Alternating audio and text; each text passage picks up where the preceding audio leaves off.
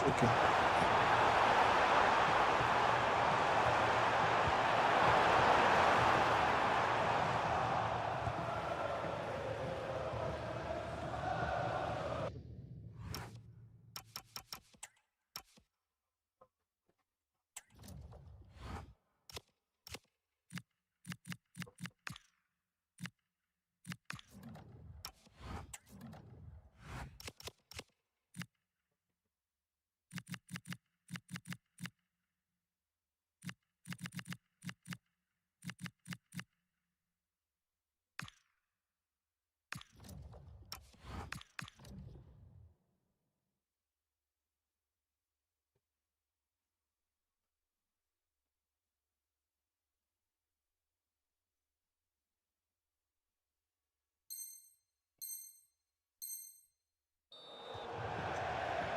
All right. Welcome back to the Niger Delta Derby, River State versus Bayelsa State. And on your screens, you can see the two players up against themselves. Eldorado up against PJ. Eldorado opting for the white jersey, PJ for the dark green jersey. As things stand, Bayelsa River State 3 points. Bayelsa currently sits on 9 points, and Rivers on 6. This is a matchup that's could actually make or break Rivers, don't you think? Yeah, it's a matchup that will definitely make or break Rivers because if they lose again, it could be game over before the game even starts for Team Rivers. But Eldorado and PJ are familiar foes. They faced off against themselves on countless occasions. So I think this will just be it will just be about who wants it more. Yeah, the last time these guys faced themselves was in the RSPL where PJ lost to Eldorado 5 goals to 2. Can Eldorado do it again here on this stage, or can PJ finally overcome Eldorado and get a win for him in the RSL League? Actually, the hopes of Team Rivers right now rest solely on the shoulders of Eldorado. You can see the best player in the state, Dexter, trying to coach him, sitting beside him there to give him, some tips on how to beat the man that he beat. And that is a goal. Beautiful, beautiful goal there by...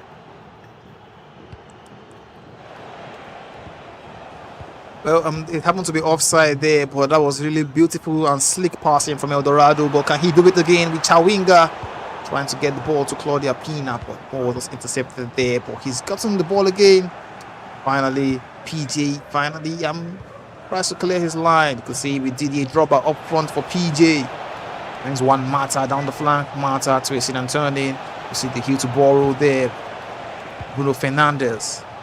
Vieira, Patrick Vieira, but intercepted there by Dumfries, and you could see the player locked for Eldorado. And the first time through pass, is that onside? James was offside. I honestly didn't see that offside call there because, it was by the slimmest of margins, but Eldorado has strayed offside again in this game, and it's a cagey affair so far. Both teams are trying to be too careful. Only Eldorado is making those enterprising passes, as you can see. That player locked there, Masakubo. Eldorado finally has a chance. 1-on-1 the goalkeeper. He just shot it straight at the goalkeeper, and that's a huge save to keep PJ in the game. Well, he's gotten the ball back with James and Masakubo with a beautiful shot, and Ike Casillas. Beautiful save there. Corner taking short. Eldorado down the flank. Running in, looking to reset the possession, reset the ball there. Finds Romero, McKenny back to Pina and Hanko, the defender, and Chawinga. Eldorado is asking all the questions right now. I just hope he can get the answers he wants. Well, PJ is living on the edge as things stand because it's been all Eldorado right from the very first minute in this game. And Lauren James got the ball, tried to pass it, lost it, and got it back again. And Lauren James still with the ball, but finally Bruno Fernandes has a chance to release a through pass. You could see the player lock on Didier Drogba, but the defender there was just positioned rightly. And now Eldorado have a breather, but PJ still has the ball again. Marcus Rashford down the flank, plays the pass to Mateus. Lothar Mateus, the ball was just lost there Now, Dorado looking to counter quickly with Claudia Pina, the most broken card in FC 26 Ultimate Team. And James finds Master Cubo. Master Cubo finds McKenny. Master Cubo again. Twisting and turning, but Lotte Mateos just there to intercept that ball. And now PJ, the man who works very well with counter-attacks, finds Didier Drogba, and that there should be offside. And yes, it is. Another offside goal there. You know, in this matchup, this time going for PJ. But is El Dorado up something right now? Yes, that is a beautiful goal. Claudia Pina's drawn one for El Dorado. El Dorado has gone ahead, and now Team Rivers, since then, if this game does end like this, we level on points with Team Bayelsa. El Dorado finally going ahead against PJ in this game. It's been all El Dorado from the start, and the first time through pass there to Chawinga. 1-on-1 with the goalkeeper, and the chip comes in, and it's a second goal for El Dorado. Beautiful there by El Dorado. Beautiful, beautiful goal. Team Rivers is all smiles. El Dorado taking the game to PJ. Not the kind of start PJ would have expected, but as things stand, El Dorado is in the lead. And you could see a beautiful shot there for PJ to get the goal back. But unfortunately, Didier Drogba's shot was just wide of the post. Now El Dorado again, and a through ball to Chawinga. 1-on-1 with the goalkeeper, but then an inch offside there. PJ should look for solutions down the flank, because every through pass almost seems to be getting to the expected player. El Dorado's first time through passes have been really immense coming into this game. Yes, of course, El Dorado is looking to beat PJ on the break every time, and every time it works. Just sometimes it's straight offside, and he is at the edge of the box, twisting and turning. Loses the ball there. Lead for PJ. Need I remind you, El Dorado lost his first game to Coder Snow 7-6, but now he seems to be getting his groove back, and he's currently in the lead 2-0 against PJ. 30 minutes in, there's still lots of time, and if there's someone I should tell you that scores lots of goals, is this guy's PJ. This is his first game of this match day. He's yet to score a goal, down by 2 goals, but one thing is for sure, he's not out yet, because PJ is someone who loves scoring. He can score those goals. He can turn this game on his head. He can get himself back in this game. He can get a win in this game. Well, that is true, but you know, El Dorado said something when he lost his first game. He said he's a bit disappointed, he's a bit let down, but the next opponent should be very afraid. And El Dorado has a chance here with Weston McKinney. Oh, that was the save for Mika Casillas to deny El Dorado goal number 3, and he would look to play it short now. James sends it to McKenny. Gives it back to James. Pina. Oh, yeah. Are we seeing that finesse there? Beautiful shot. Parried away by Casillas again to deny El Dorado goal number 3. And El Dorado seems to be doing everything right except the finish. Yeah, it's quite surprising. He's up 2 goals, but you could say he could have easily scored about 4 goals in this first half. And he would be looking to actually get those goals quickly and Hanko in the box. At that time, the defender, that was a huge save there from the goalkeeper, because I thought it was just off target, where the corner is taken short. Master Kubo back to Chawinga. Claudia Pina. Master Kubo! It was only a matter of time, and El Dorado has gotten his goal number 3. You can see he just fist bumped his coach there. Dexter couldn't be prouder. And El Dorado 3 goals up against the mighty PJ, the most feared man in the RSPL first edition. This guy was the highest goal scorer back in the RSPL's first edition. He's known for his ruthlessness in front of goal, but so far in this game against El Dorado, we haven't seen that. El Dorado has been the one having all the chances, and Master Kubo in 1-on-1 with the goalkeeper.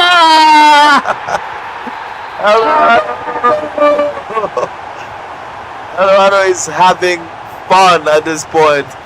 4 unanswered goals in the first half, and PJ is wondering what has gone wrong. PJ, he's looking The questions El Dorado's defense, or rather El Dorado's attack, has been asking. His defense doesn't seem to have an answer. And Chawinga one-on-one with the goalkeeper again. And this time, the cheap shots. Now I expected a cut-back pass there. Yeah, I think PJ is done with the cheap shots because every time he gets his attacker or his goalkeeper out, El Dorado happens to chip him, and El Dorado this time around couldn't just get his cheap shot accurate, and Ike Casillas was just in the right position to get the ball back. Well, PJ looking for a call back there, gets the ball and shot there by Juan Mata, just off target. A goal kick. El Dorado 4 goals up against PJ. Yes, he would want to keep this scoreline this way going into the second half, because that will give him the much needed boost, much needed extra boost to stay in the lead. But El Dorado still doesn't want to, he doesn't want to sit back and defend. He wants to, get more goals. Doesn't want to make the mistake Thomas Tuchel made against Argentina in the World Cup. El Dorado is not that kind of player. He would want to score more goals and more goals and more goals. Let's see a comment here from Dante saying make it 5, and I'm sure El Dorado will be looking to make it 5. It's currently 4 goals up against PJ, and that is the end of the first half. This is the first time we've seen PJ not score a goal since Machala defeated him 3-0 in the first edition of the RSPL.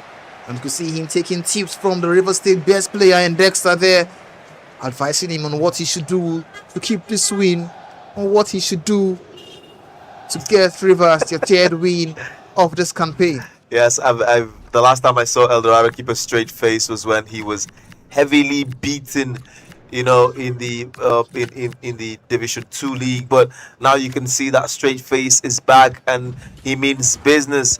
And he's been taking tips from the River State best player in the person of Dexter, who himself hasn't lost a game yet. The only Rivers player that has not lost, I think, alongside Controller, yes, Dexter Controller, the only Rivers players that haven't lost their games. But the rest, I'm talking about players like Doom and Fonzie, lost their opening matches. And Dexter is trying to, whip up that positivity in El Dorado, telling him, yes, you can handle this. And you can see on the Bayelsa bench there, Mr. Morale is trying to, gas PJ up. PJ was very vocal coming into this tournament. He said Team Bayelsa would not lose a single game. But how ironic, it is that he is the first, the first to be heavily beaten in the first half. He hasn't scored a single goal, and he would want to quickly change that in the second half. Yeah, he'll be looking to change that, and you could see him there by his coach, Mr. Morale, giving him some tips and tricks on what to do coming into the second half. He said this guy was my mentor in the FC scene, and now you can see him still trying to show him the ropes. Maybe, just maybe, he can get himself back in this game against El Dorado. Well, the second half is on the way. El Dorado currently leads this game 4-0, and we'll be looking to add more to his tally. At the same time, we'll be looking to try to keep a sturdy defense, but PJ looking to get a goal back. That was quick. Beautiful goal there. Across from Mark Pobil. Just found the right man, and PJ masterfully got it home. Is this something we should expect all through the second half? Because he just scored his first goal at the blast of the referee's whistle for the start of the half. Chawinga now. Well, El Dorado scored 4 goals in the first half, so I'm not saying PJ can probably score 4 in the second half as well. Really possible. PJ is a goal-scoring machine. Everybody knows PJ scores goals. I mean, everybody knows PJ talks, but PJ walks his talk. So, of course, we're expecting goals from PJ.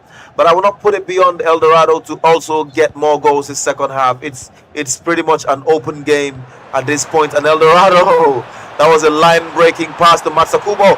Ooh! That's a huge save there to still keep PJ in this game.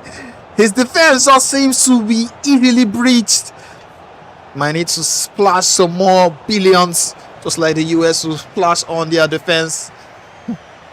Needs to splash. PJ looking to get goal number 2. Denied there by a sturdy El Dorado defense. Dumfries finds McKenny. McKenny again. See, El Dorado's build-up has been really immense. Yes, it has actually improved. Like, this is not how El Dorado used to play. in the Pro League and in Division 2.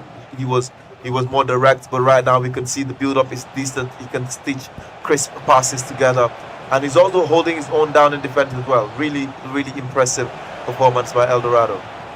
Yeah, really, really impressive performance. PJ has been mounting all the pressure since the start of the second half. He got a goal quickly in the 46th minute, but then it's been a stalemate because I don't think we've really seen a shot except that Eldorado's really good chance to go 5 goals or to go 5-1 up, but the goalkeeper was just positioned perfectly and able to still keep the game in a good distance for PJ. Eldorado's on the attack once again with McKenny. McKenny finds Claudia Pina, one-on-one with the goalkeeper! Eldorado makes it 5. You can see that the team talk from the coach Dexter there is yielding much fruit. Eldorado 4 goes up once again. PJ will be looking, asking, what am I doing wrong? Because as things stand, he's getting mocked here by Eldorado, and Eldorado doesn't seem to want to stop. But well, PJ will be looking to get a goal back, and that was a beautiful interception there. Yes. Well, Patrick Vieira still has the ball, and Bruno Fernandes. PJ pulls one back, reduces the lead to 3 goals. This is exactly how the scoreline ended the last time these two guys faced themselves. 5-2. Yes, the only thing is that this is a longer matchup, so we're expecting more goals from both players. And Eldorado finds that pass again. Is he offside? No. Chawinga with the ball. Twists and turns at the edge of the box. Finds Bruno. Pina here again. Eldorado finds a net through James, restoring that 4-goal lead. And you can see the typical Eldorado coming out of his shell to do that celebration. Like, yes, I am still here. I haven't left yet. But that smile has not returned to his face just yet. But you can see him cupping his ears with both hands. And Eldorado, coming to this game, he didn't speak much. He's doing his talking with the controllers in his hand as he leads this game 6-2, and PJ can get one back. A beautiful save there from the goalkeeper. Now Eldorado looking to counter with Bruno Guimaraes. He goes back to Bombito, and now Hanko finds Bruno Guimaraes again. Back to Hanko, and now Claudia Pina, who happens to be playing like a false 9. Chawinga down the flank. She's been running riot down this flank, and Claudia Pina again twisting and turning in midfield, finds Hanko. Back to Bruno Guimaraes. Chawinga is in the box. Chawinga looking for the cut back there, and Ika Casillas was rushing out, and now you can see PJ setting a lot of players on the run there. He finds Marcus Rashford, who has a goal in this game for him. Marcus Rashford. Hanko just bodies him off the ball there. beautiful, beautiful defending there by Eldorado. His defending has improved a lot. You can see he's not afraid to, make those tackles. He's not afraid to take those risks inside the box. And PJ just snuck one in there, reducing the lead once more to 3 goals. We're already in the 68th minute of this matchup, and Eldorado will be looking to keep things this way. Eldorado needs to be really, really careful because PJ can easily score 3 goals. The remainder of this 90 or remaining 20 minutes game time. If there's any player who can do that, I'm sure PJ is the one. Eldorado will look to keep more possession and see if he can get ahead with more goals. I would go out on a limb now to say I think it's game over. I mean, it's 3 goals. 3 goals is not too much for PJ, a player of PJ's quality. But right now, Eldorado is also trying to keep him quiet on all fronts. So yes, I think it's game over from this point. Well, like you usually say, it's yet to be seen.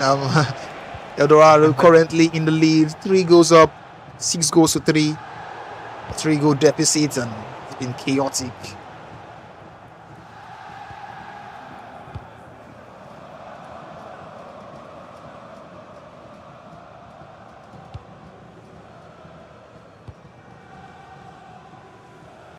Kenny.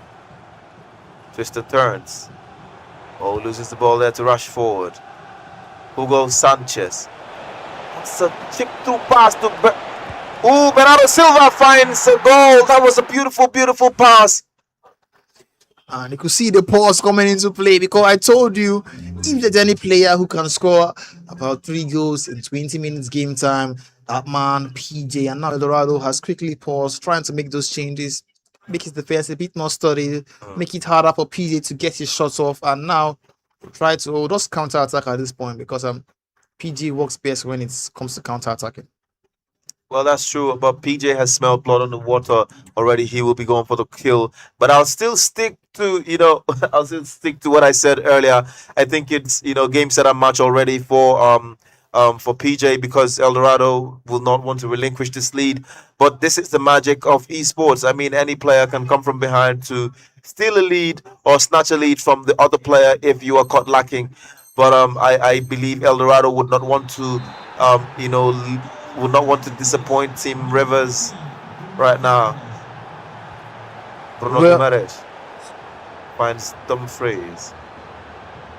Petit Romero. Romero again. Bompito. Anko now.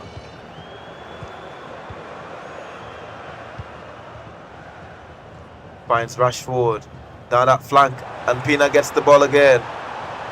Claudia Pina has been massive for Eldorado in this matchup. Sends it back. Bruno Guimaraes. Oh, beautiful pass there. Oh, finds Wilson again.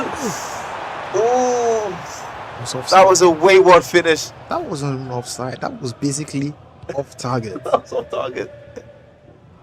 Now he's giving the ball to PJ, which is dangerous in times like this. You could see that striker let the ball roll, and Williams is down the flank.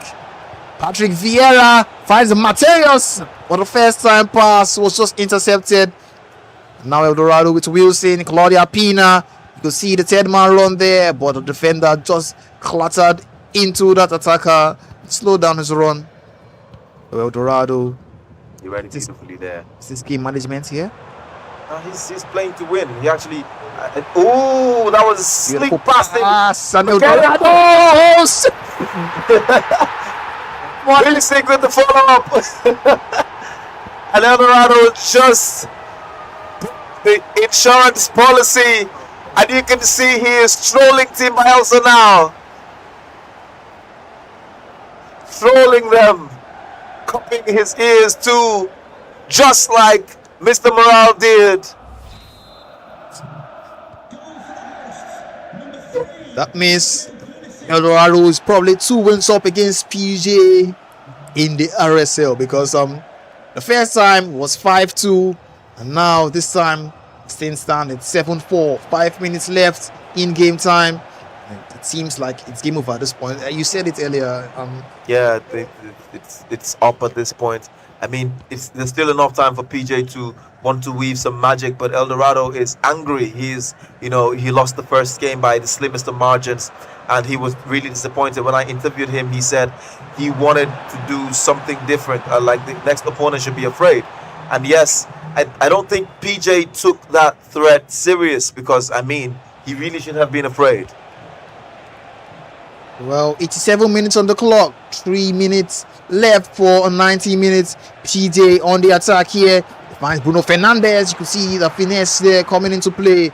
But the defender was blocking the shot, and Marcus Rashford on the counter now finds Claudia Pina and Wilson. Who find Claudia Pina. Pina, one the goalkeeper. What do you expect here? Claudia Pina. He does it again. What a nasty goal there from this guy. Oh Lord, he's telling them you can keep talking now. Welcome to River State. That was a beautiful finish by Eldorado. That roulette was something to die for. Look how he tricks the player. Turns him at the edge, turns him out like a rag, and buries it in the top right corner. I see your comments here saying this boy too good. I can tell you for sure that yes, he's one of the best, and he's doing just exactly what Team Rivers would have wanted. Back on 3 points now. Level 9 points. Team Rivers 9 points. Team Bayelsa 1 minute left for the referee's whistle. PJ, you could see him disappointed in himself. Physically flustered. I mean, the characteristic PJ would have been yelling, hollering in front of the camera right now, but he is disappointed. I think his coach is hanging his head in shame. PJ actually happens to be the unofficial captain of Bayelsa, the team Bayelsa, and I think the players would be very disappointed to see their captain being walloped by El Dorado there. Well, the captain of the Rivers team actually happened to coach El Dorado, and you could see the fist bumps there. Well, that was a really, really disappointing performance from PJ because he said we're not losing any game, and they happened to lose two after then, and now they've lost the third, and with him being at the hem of the loss there, and now he'll be looking. They're level on points again. That means Team Rivers, they have the right mentality because they went 2 wins down, but they were able to get 2-2 up. Then they went a win down again, and now El Dorado has dropped them level 9 points as things stand.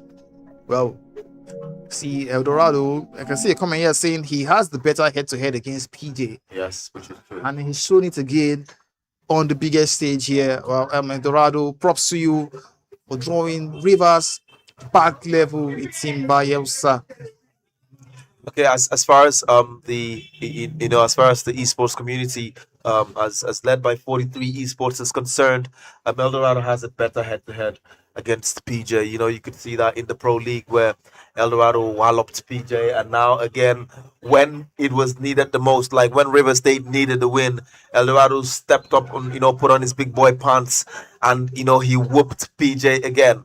And you can tell that the whole Bayelsa team is disappointed. They started very good, but slowly slowly Team Rivers has crept back up, of course being rallied by the captain of the Rivers team in person of the best player from River State, Dexter. I mean, he won his game, and he decided to sit back and coach El Dorado to win his, and that is typical characteristic leadership there. Well, the next game, Fonzie against Bobo Layefa. This guy took the game to Dexter. It's not what I would have expected. Most people would have expected Dexter to just walk away with that, but he took the game to Dexter. And on the other end, Fonzie, he lost to Mr. Morale in, I would say, an embarrassing fashion. So this game against someone who took the game to Dexter, what do you think? How do you think Fonzie copes in this game against Bobo Layefa? Oh, well, I think Bobo Layefa is a very decent player. I mean, he has, showed it. But in the game against Dexter, I think Dexter was just being Dexter. Dexter has never been about massive goal margins. He just wants to win. He wants to win definitely by little goal margins, but he wants to win. He scores when he wants to score, and all that. And Fonzie on the other hand is a decent player, but against Mr. Morale, he just didn't put on his A game. Don't forget that Fonzie is already in the elite league, as far as the skirmish league is concerned, and Mr. Morale, on the other hand, just made it to the pro league. He managed to make it to the pro league. So I don't think the standings tell the whole story. But Fonzie is a decent player, but this will not be a blowout. This will not be a blowout. I think Team Rivers is being rallied right now by their captain, and there could be a renaissance. Well. Before we go into that game, we have an interview from the beautiful Milia. And, all right, Milia. Rivers State versus Bayelsa State still on the Niger Delta Derby. We had PJ against El Dorado few minutes ago. Over to you, Mr. PJ. I'm sure that was an unexpected loss for Bayelsa and must have been a very tough one for you. Well, yes, it was a very tough loss to handle because losing to a fraud, someone that doesn't know how to play the game like Eldorado, is very disappointing. I'm disappointed in myself. You're disappointed in yourself. Okay, considering your energy behind the scene, everything, I mean, you've won the competition already with your mouth behind the scene, and then coming on here, even as a captain, what would you say were your flaws or lapses during the match? And what would you say you can do better in your next matches to come? Well, I think generally I was just slow during my match. I did not track my runs early. My switching was late. Basically, I was slow, but I'll pick up definitely. This is going to be my last loss for sure. Clock that. This is going to be his last loss. We are holding you to that. And over to you, Mr. Morale. I could see, or even the blind could see that your energy during this last match went from here to here. Why? Why? What's going on? because my player didn't perform to his yes, what was expected. So I was angry and at the same time I was disappointed. Though I told him to be conservative at times. He always rushes out to defend and that's very bad. You don't do that in a game like this, you don't do that. So that was on him. So hopefully his next game he will learn from his mistake from this one, then go forward and play better. So during my interview with PJ earlier, he said Rivers boys were not going to see even one win, but we've seen them win 4 times now. Are we expecting the energy to keep up from the Bayelsa boys? I mean, what should we expect moving on? Yeah, expect the absolute best. This is just a minor setback, but we are coming back stronger. It is a minor setback for everybody. So you think you have all it takes to keep winning? Yeah, for sure. We'll see to that. We're heading right back into the gameplay. Stay tuned. Oh, you heard it there. Minor setback for a major comeback from Mr. Morale. He said that was on PG, throwing out his defenders at crucial moments. And Eldorado, who else would exploit that amount of space? He did just that. You see the team there for Fonzie. 4-4-1-1, the meta formation for the FC 26.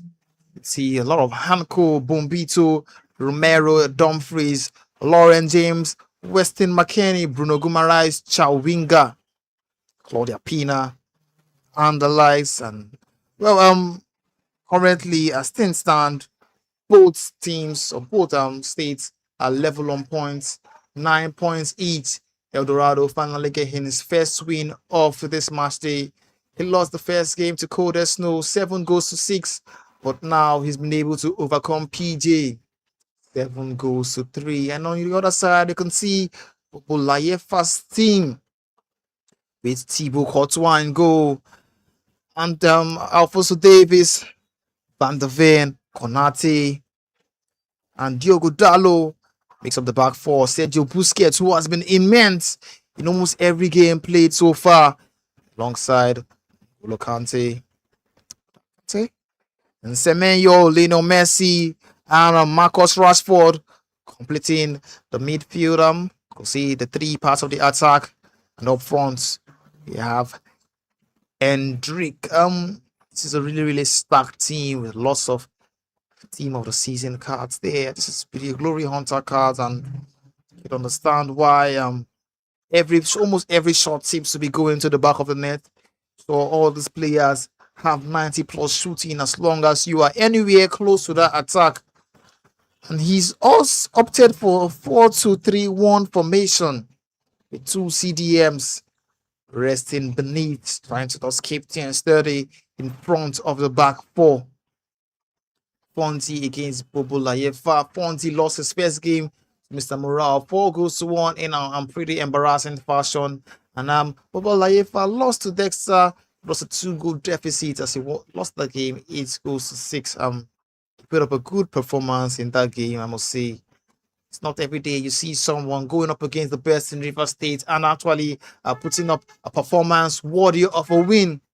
Fortunately for him, he couldn't get that win, and he'll be looking to get his first win of this game, of this match day against Fonzie. Well, we are into the game, and you can see there Fonzie going for the dark blue colors that looks like France jersey from 2022, and Obolayefa with the name Ijo Beast going for the red jersey, and Fonzie quickly on the attack. It's up through there, just headed away, and the goalkeeper Thibaut Courtois was just positioned perfectly. And now Bobo Layefa will looking to counter. You can see Sergio Busquets on the ball, finds Neymar Jr. Neymar Jr. twisting and turning down the flank. Back to Sergio Busquets. Messi trying to feed the ball into the feet of Neymar Jr., but the ball was intercepted, and Fonzie has a chance to regroup. His pass is just intercepted there. Fonzie with Matsukubo finds Claudia Pina. Pina to Lauren James. Lauren James back to Pina, but then the ball was intercepted, and Bobo Layefa has a chance to counter attack. He has Lionel Messi and he finds Neymar Jr. Neymar Jr. from a tight angle. Shot just wide of the post there. Really good chance to go ahead in this game.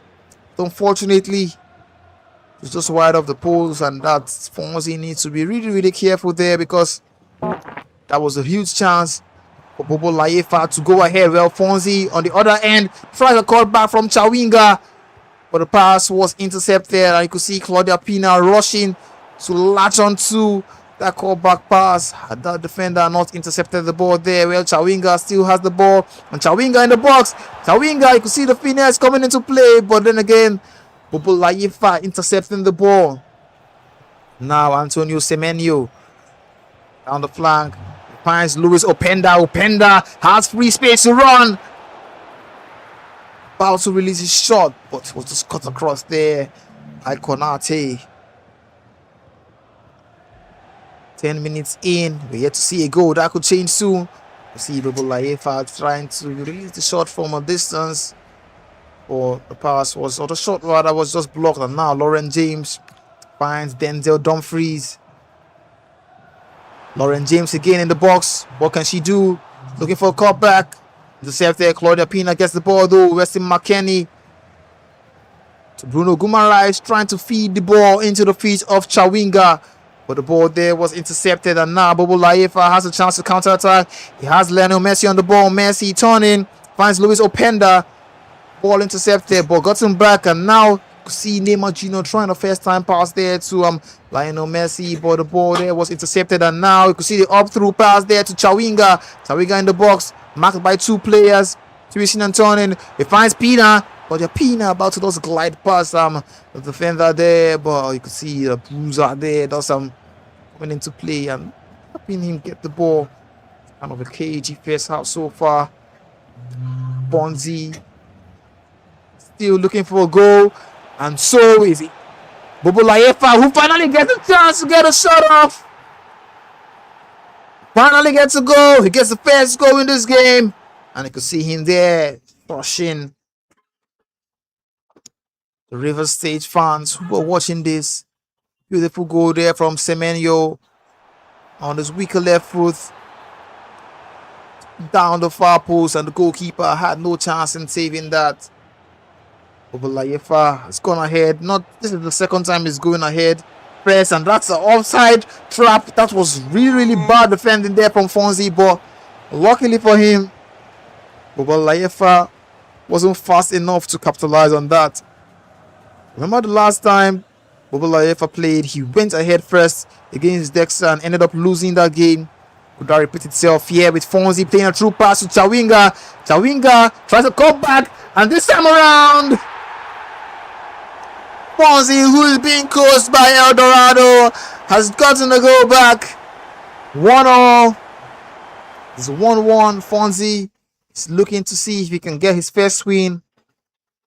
Start is the same too for Bobo Layefa. That was a bit chaotic there, and Fonzie was lucky for the ball to fall back to his feet in front of the goalpost, and of course, low driven in that situation. Fonzie is drawn, leveled in this game, and now he's on the attack once again. Fonzie, the master of up-time through balls, he's basically the player you see that uses the through balls most in the RSL. Well, 1-1, Fonzie 1, Ijobi 1. Well, Ijobi is still looking to get a shot off, and that there was offside.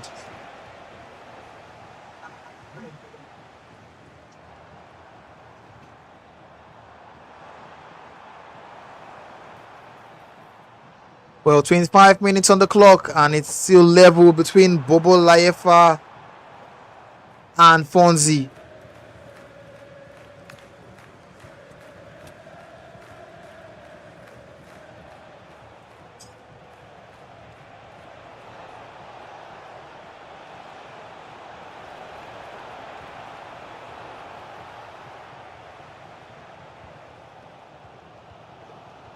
Been a really cagey affair for both players.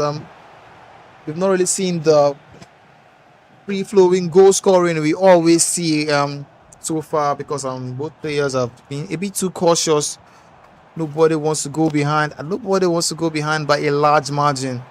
So you could understand there the first time shot there from Fonzie trying to catch the goalkeeper out, but it was just off target. Boboy Laifa actually, came into this game as a clear favorite after that performance against Dexter. But like I said earlier, I would not put it beyond Kwanzi to give Boboy Laifa a fight, like serious run for his money and all that. And so far, we've seen, by this scoreline, of course, the Ijaw Beast Boboy Laifa went ahead earlier, and then there was this equalizer by Fonzie, and Fonzie is still asking questions right now, looking to crack it, and that was a beautiful pass. Was it offside? That wasn't It offside. wasn't offside. Thought he played it that way because he thought it was offside. I'm sure he did think it was offside, but decided to get his shot off. And unfortunately for him, he couldn't now get the goal, and he needed to settle for a corner. The corner was taking shot. He lost the ball, but he's been fortunate enough to get it back, and now he's on the attack. Bruno Guimaraes finds Claudia Pina. Roulette there. The defender was just positioned well. Master Kubo got the ball back. Weston McKennie turning at the edge of the box. Master Kubo. See some slick passing there from Fonzie. When he was about to get his shot off, he was blocked, and now he will have to settle for a corner. Corner is taken short, and Master Kubo again, who has been running riot against this Bobo Layefa defense, got back pass, but then could not get the shot off, and that was silky ski move there from Neymar to get out of that tight spot. Now Messi has the ball, finds Luis Openda. Then again, he has lost it. Both players, are beautiful players, but what we are yet to see are those goals, and we need those goals. Their teams need those goals. Team Rivers, really supporting. Ooh, that was another close shot corner here. This should be like the third or fourth corner in how many minutes for Fonzie, and he's looking to make something out of this. Fonzie has actually really put up a good performance so far in this game against Bobo Layefa, but he's been unable to take his chances, and Bobo Layefa showing him how to do that on the other end, but he's trying to get That his... was beautiful defending. I think that was really beautiful defending for real. Yeah, really beautiful defending there. You could see him taking shape to get the shot off, but the defender was positioned desperately well. Well, that was a beautiful save. Beautiful big save there by Fonzie's goalkeeper. The Well, I'm corner. still trying. That should be offside. It isn't. Oh. The margins are actually very fine. Those offside margins are very fine. The players managed to stay millimeters within the onside limits. Guimaraes finds McKennie. Fonzie is looking to break Bobo Layefa's defense, and that's a beautiful straight pass. Why did you have to turn? Fonzie, would you say he was doing a bit too much there? Yes, I agree. Well, he would hope not to get punished by Bobo Layefa, because every time this guy is on the attack, it seems like a goal is about to pop out of nowhere, and you could see Lionel Messi twisting and turning, trying to get that ball onto his left foot, and I'm just about to release that shot. That was another block there. There, you can see a through pass, and that was just too short for Lauren James. It's been a cagey affair this first half. We expected a total blowout. Bobo Layefa taking the knife to Fonzie's neck, but it hasn't really been quite the case because, of course, he went ahead first, but Fonzie equalized, and you can see Bobo Layefa's coach, both men in durags, talking about tactics. There's this argument going on right now, advice, and I could have done this, I could have done that, and you can see both men discussing about how to put the game to rest in the second half. And on the other hand, you can see El Dorado is like the angel on front of his shoulders, just telling him exactly how to handle this situation. Team Rivers desperately needs this win to go ahead for the very first time in this tournament. Yeah, at Centstown, both teams are on 9 points. Team Rivers will be looking to get this win, get to 12. And Bayelsa do that before them. Semenyo, Neymar Jr. And Bobo Laefa has gone ahead once again in this game. I mean, it was bound to happen because it looked like it was going to happen. He looked like the more dangerous player in front of goal, and of course, it has happened. What can Fonzie do now? Will he? Ah, that was a wayward pass. There's been murmurs in the studio about Fonzie being the weak link of the Team Rivers. Just like someone in the comments said, Bobolaefa and Chuku are the weak links of the Bayelsa team. And so far, I think this is a journey for redemption for Bobolaefa. That was unnecessary. Literally, like Halidos tried the sprint boost there. He was true on goal, but he decided to go for the rainbow flick, and tall defender against the short Claudia Pina. There was only one outcome there. Yes. A tall, strong defender. Oh, that would have been goal number 3. That's another huge miss for Bobo Laefa. He's had a couple of good chances to score or go clear in this game, but unfortunately for him, he hasn't taken them. Yes, I hope those missed chances don't come back to haunt him in the past because, take nothing away from Fonzie. He is a dangerous finisher on his day.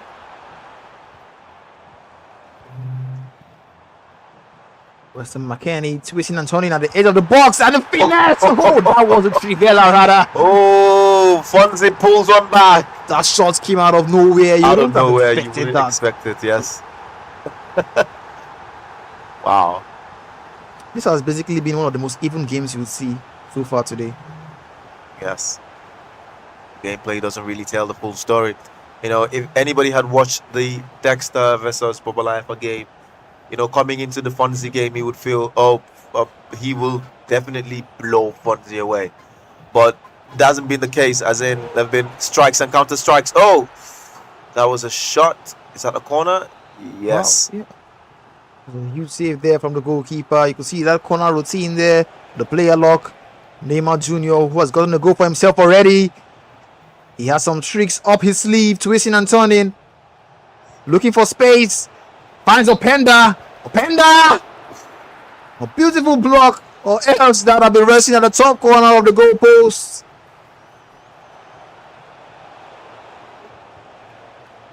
Again, Fonzie living on the edge as things stand because Bobo Laefa is mounting lots of pressure on him. Lots of pressure, lots of crazy pressure. But can he soak it? I mean, he has El Dorado on his shoulders. Can he soak it? That beautiful pass there.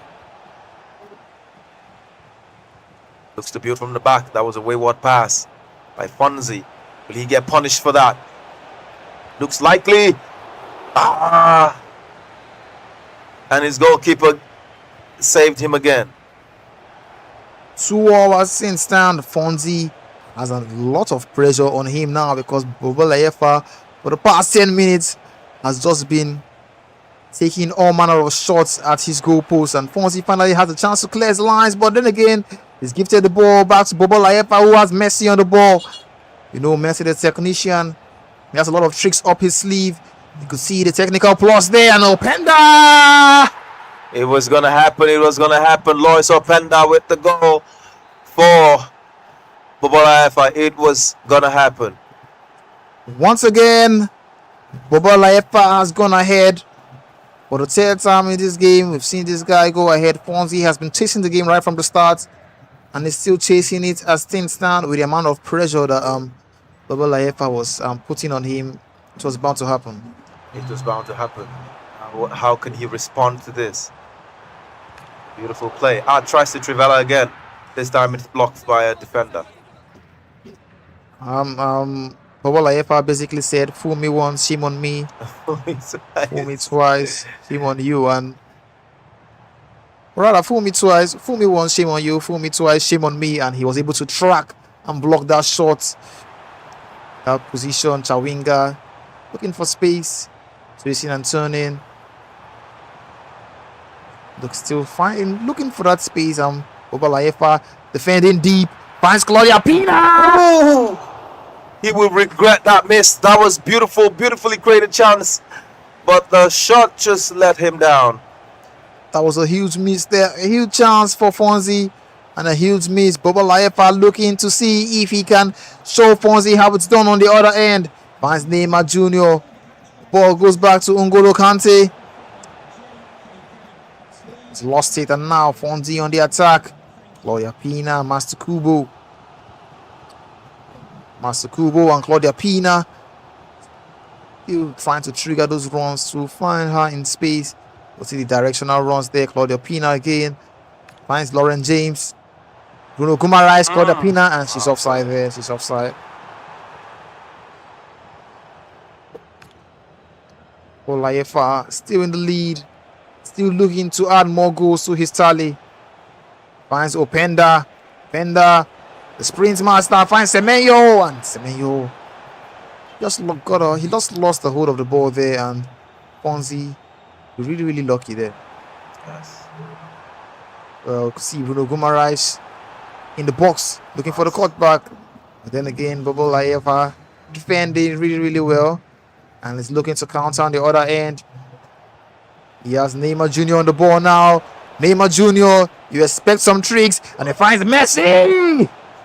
Oof. That was a beautiful chance. Anika Casillas will heave a sigh of relief now.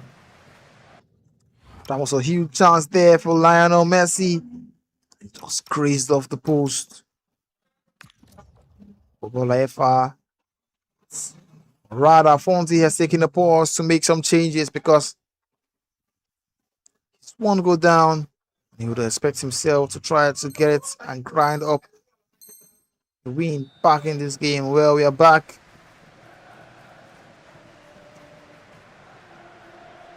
Bombito, and that pass there was almost short, almost intercepted by Luis Openda. So Chawinga. See a throw pass there, but Sergio Busquets safety it, and now Obalayefa has a chance.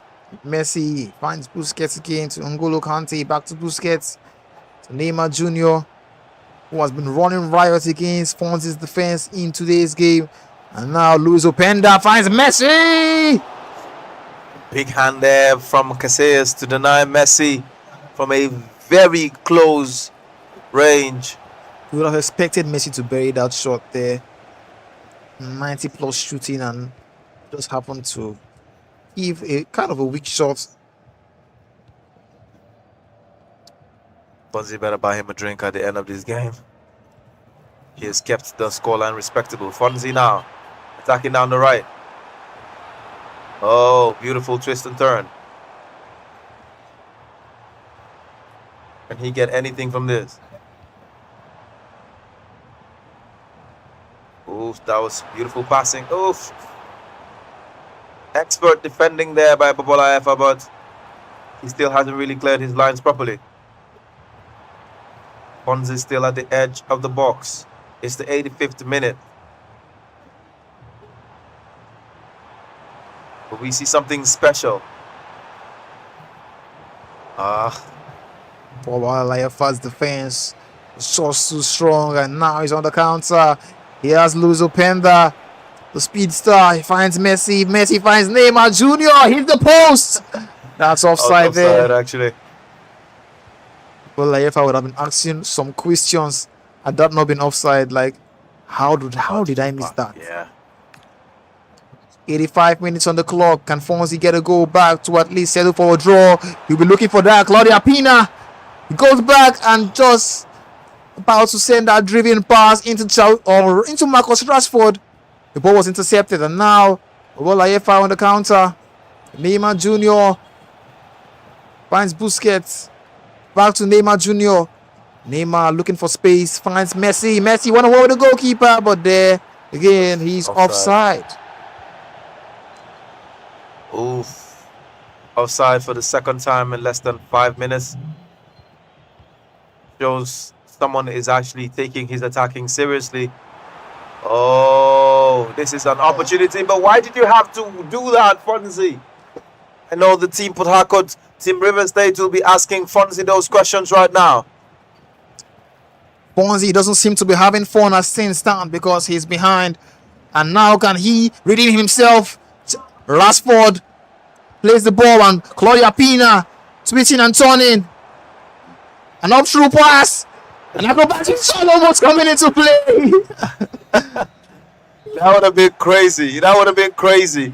You can agree with me that Bobolife actually survived this one. He actually survived this one, but beautiful. You can see the Cup's ear celebrations there. No love lost between both teams. Finally, once again, Team Bayelsa are ahead of Team Rivers. Currently on 12 points. Niger Delta Derby is brought to you by 43 Esports. And don't forget, come August, the RSPL. Second edition of the RSPL will be coming into play. Most of these players here you're seeing, they are actually players who will be competing in the RSPL.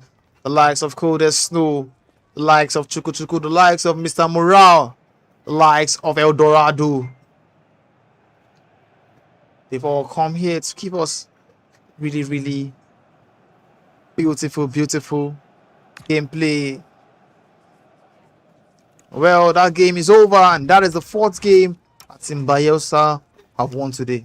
Yes, Team Bayelsa is now 3 points ahead of Team Rivers, and I know players like El Dorado would be absolutely livid because that was the opportunity for Team Rivers to go ahead for the very first time. But we also know that there's still a lot to play for. A lot to play for, with the captain of Team Bayelsa not being in high spirits right now because he lost his game by a very wide margin.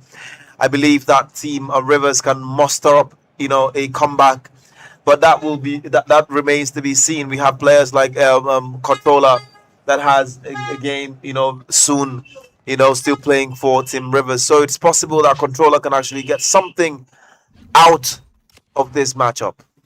Well, Controller is the guy who got Team Rivers their first win, a 3-2 win over his opponent, and now he'll be looking to see if he can keep them on that track.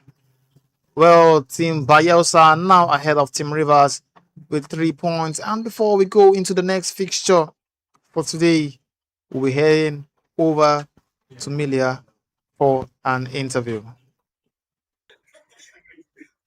Things are beginning to look very, very beautiful for the Bayelsa team. I'll go with you first, Fonzie. You lost your first game and you've lost your second game. Has this affected your? Are you disappointed? Because I can see on your face that you are maybe a bit. I'm disappointed, but at least I did better in this game defensively, and I'm getting there. You're getting there. Next game will be a win. Next game will be a win. We are all looking forward to that. And back to you, Bobo Laifa. I mean, I've seen you coach and even play with so much enthusiasm, right? And you just won your first game for this competition for your team, securing the fourth win for the team in this so far in this competition. How are you feeling about that? It must be a proud moment for you. Well, I respect my opponents. My opponents, he really played well this match from his defenses, but I guess I was a bit lucky. I would have gotten more goals than I did. But I don't know. I won't blame anybody but myself. I know my opponent played really well, and I respect that. I expect that from him, and it's the best of Port Harcourt playing here. It's not like we're doing fun and games. You understand? So I really respect my opponent, and the match was really good. It's all right. Okay, so I'll consider you now the faces, one of the faces, the very strong faces of the Bayelsa team, right? And moving on, should we expect even more wins from you specifically? I mean, you are very high on Ginger. I can see you. So, Well, for sure, like my quality speaks for itself. I just want to show that I can be the best. I'm the best. I believe in myself firstly, and I believe in my teammates, and I think we can walk away with the win today. okay. Over to you, Mr. Fonzie. Um, Is there any hope? Is there any hope right now for the Rivers team? There's hope. Lots of hope. There's lost. It's just the first day. There's This is still the first day. Let's see tomorrow, so we should be more hopeful. yes. All right, thank you very much. We're heading right back into proper gameplay. Stay tuned. You heard it there from Melia and the boys from Bayelsa and Rivers. Babalaev has said that he believes he can be the best and he believes his teammates will be able to carry the day as well. And you heard it from, the man Fonzie. He said it's just the first day of the competition. So Team Rivers still has a lot to play for. The truth is this is just the first day and this is a 2-day tournament. But we have a lot of games, packed into the 2 days of action, and we're hoping to see Team Rivers and Team Bayelsa do really well. Of course, with the home team bias, I don't know who to root for right now, but many people in the studio already have favorite states they are rooting for. I won't mention mine, so I don't get sued. But ladies and gentlemen, it's been an intense session of gaming. You can see Doom and controllers draft right now. Leading the line would be Kylian Mbappe, and then the central attacking midfielder would be Salma Paralluelo, Chawinga, of course, on the wing, at the left wing, and of course, you can see Semenyo on the right. You see Bellingham and Poborski will be in the middle there. Pierre Hincapi will be on left back positions. Davis and Van Dijk will play centre back, and Rancero will run, at the right back for Doom and controller. And of course, Iker Casillas will remain between the sticks. And of course, you can look at the subs. There's Iniesta, Dempsey, and of course, Rafinha, Okafor, and Lukaku on the bench, as well as a couple other players like Hanko and the rest. But this is just Doom and controllers draft, and of course, we're going straight into gameplay right now, where Team Rivers is getting ready to fight for another win. They are behind right now in the standings, but they are hoping to change things. But with Doom or controller playing, there is a lot of things to actually hope for. If you look at your screen right now, we will be moving over to the draft of the opponent team, like Team Bayelsa. Just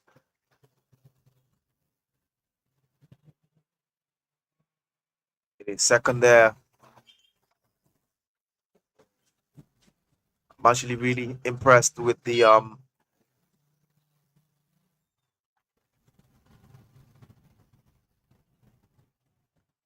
quality of play so far from both teams. It's an incredible thing, that Team Rivers has been able to cage players like the Bayelsa number one, the Fat Pro. And now we can see on your screen right now, check it. You will see Babala Efa and Mr. Morales draft. This is for Team Bayelsa. Of course, leading the line will be Hendrik and Marcus Rashford and Semenyo play on the left and right side, respectively. Lionel Messi will be there as central attacking midfielder. Of course, Golo Kante and Sergio Busquets will be there in the middle of the park. Alfonso Davies will play on the left back. And Van der Ven will center it. You can see Team Rivers is already seated with controller taking a drink, getting ready for his matchup. Right beside him is his coach, Doom. All smiles. He lost his first game of the tournament, one of the highest rated players in River State, one of the highest rated players in southern Nigeria, actually. Lost his first game, after going down on too many occasions. But the man has not lost his smile, and he says, the others better be scared. They better be afraid because I am coming back. And true to form, Doom has said these words before, and he always delivers on his promises. Ladies and gentlemen, don't forget that the RSPL, the Pro League, will return this August. And the players that have already qualified, will be battling for a position, an opportunity to go to the Elite League where players like Dexter and Doom and the man right there on your screen, controller, plays. You know, it would interest you to know that players like El Dorado were relegated from the Pro League to the Division 2, and they fought their way back to the Pro League, and this time he will be looking to make it to the Elite League. Of course, most of the players in this derby tournament are players that play in the skirmish Rivers leagues, any of the 3 tiers of the leagues. Some of them are already in the Elite League. I mean, most of the players from Team Rivers, talking about players like Controller and Doom and Dexter, are already in the Elite League. And I think Fonzie as well is in the Elite League. There's only one player. Bayelsa only has one representative in the Elite League so far, and that is none other than Dexter. And then the rest of the players are in the Pro League, or they just qualified for the Pro League. I'm talking about players like Coda Snow, talking about players like El Dorado, players like Mr. Morale. They're in the Pro League. I think the non-league players from Bayelsa are, I think it's just Bobolafa at this point. I think Chuku Chuku also will be competing in the Pro League next season when the Pro League returns. And of course, our game is afoot. Controller versus Mr. Morale. Rivers versus Bayelsa. And you can see their coach is just sitting right beside them there. Controller's coach happens to be the man that came second, the first runner-up and the last season of the Pro League. Talking about Mr. Doom that lost his first game today. And the coach for Mr. Morale today is the captain of Team Bayelsa, who also plays in the Elite League. We call him the Fat Pro, Dexter. And he would be looking to, move on from the loss. His loss to El Dorado just a little while ago. And looking to push his team to solidify their position in the driver's seat in this 2-day tournament. But I'm sure Controller has other plans. And I can't wait to see those plans. Iniesta sent the ball to Semenyo. Finds Mbappe now. Mbappe twists and turns. Loses the ball to Van de Ven. Neymar Jr. Beautiful pass to Semenyo. Finds Neymar again. Kante.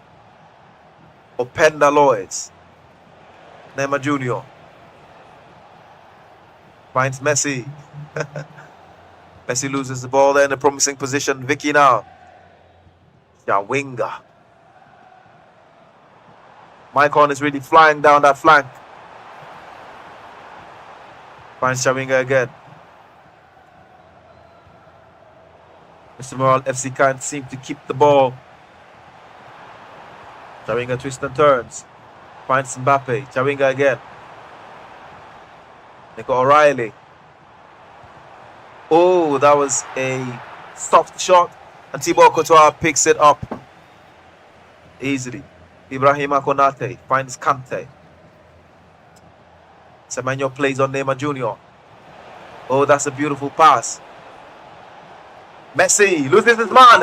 And that is a beautiful goal. Mr. Morale.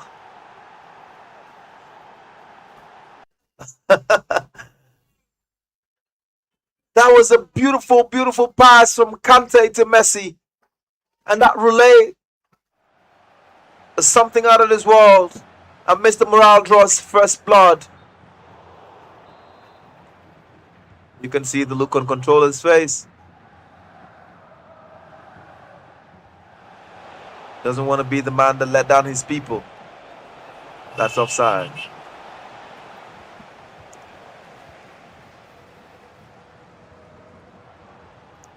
So there's a comment there. Truth is, these two states have amazing game, and kudos to both team players. FIFA isn't for the weak. Truly, FIFA isn't for... And it's not a penalty! Oh, Mr. Morale just gave away a needless penalty. And Controller buries it. Draws the game 1-1. Sergio. Dallo. That's a beautiful pass to find Davis. Semenyo now. Neymar Jr. Piston turns. Looking for that finesse shot. Big hand there by Iker Casillas to deny the Brazilian.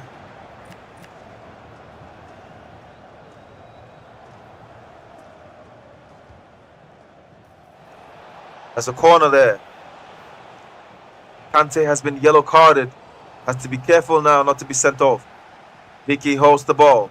That's a beautiful pass there. Finds Mbappe. Mbappe finds Semenyo. Iniesta now. Oh, Mbappe again. That was quick feet. But the defense read it expertly. Mr. Morale tried his own counter on the other side unsuccessfully. Chavinga now finds Mbappe, who sidesteps. Konate has been really impressive all match long for Mr. Morale. Lois Openda plays Kante on. Finds Messi now. Messi, Openda again. And that was blocked. And Mr. Morale gets a throw in deep in Team Harcourt's territory. Messi, what? Bibs and... Oh, Lord. Kante. O'Reilly. That's an interception.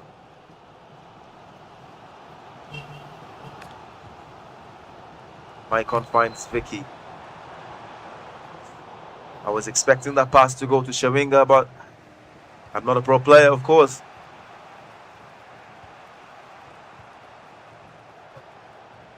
By Kupenda. Oh. That was offside. Papito has been massive for controller today. Chavinga. Weaves and bobs. Maicon finds Chavinga again. O'Reilly.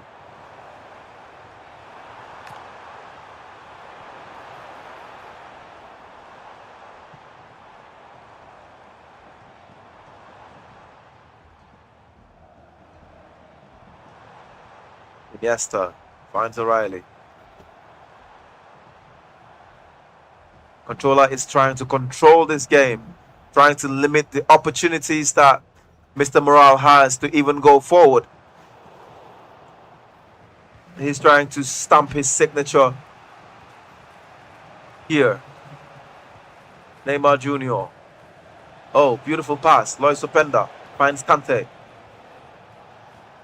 Openda gets it again. This time it's Sergio.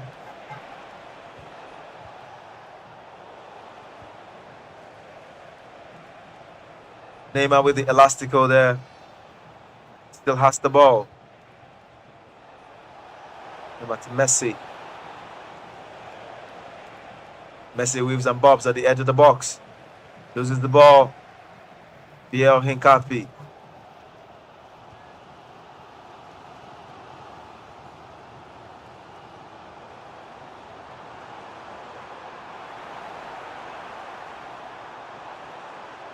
Oh.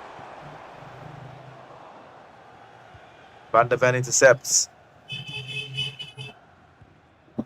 Openda plays on Kante. Is that offside? Yes. Of course it was offside. You can see PJ telling Mr. Morale, you can do this, you can do that, giving him all the tips he needs to be successful in this matchup against a dangerous player like Controller. Controller gets his ball. Mbappe now. Can he make anything out of it? No, he loses the ball. It's been difficult for either player to keep the ball. Will that change now? Mbappe. Piston turns. Mbappe again. Chavinga. O'Reilly. Finds Chavinga again.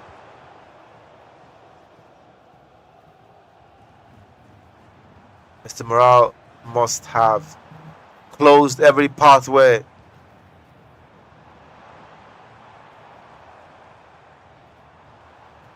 Because it seems he is saying to Controller, you're not going anywhere today. Every channel, every street, every nook, every cranny has been blocked. And Controller doesn't seem to know how to unblock these channels.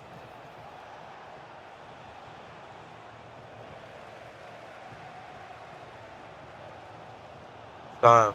Mbappe. Oh, that was a beautiful pass there. Shawinga.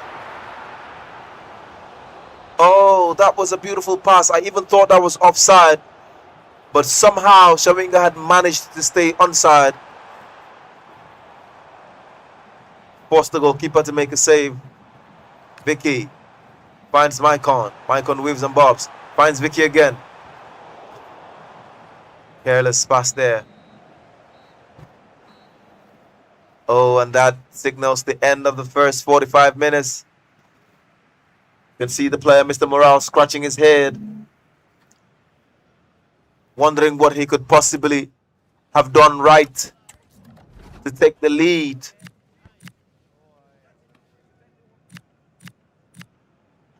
Right now, I think the Fat Pro is doing some research to help his player.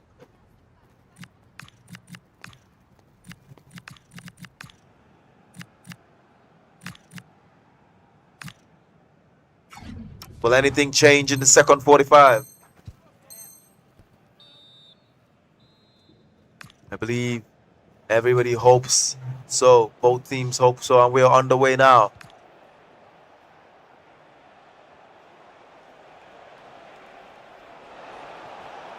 Dallo loses the ball there. Bombito, one of the most reassuring presences at the center of Mr. Controller's defense. Oh, beautiful pass there. Vicky finds it. Beautiful piece of skill. Semenyo finds Mbappe. Oh, Controller. And you can see the fist bump there between player and coach. Controller makes it 1-up. Still a very close game. But you can see that Mr. Morale already is panicking. If Controller wins this, it'll make it a 2 out of 2 wins for Team Rivers.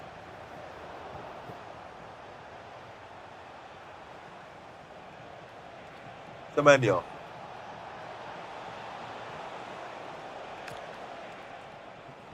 Hendrick been relatively quiet all game long. Sergio twists and turns.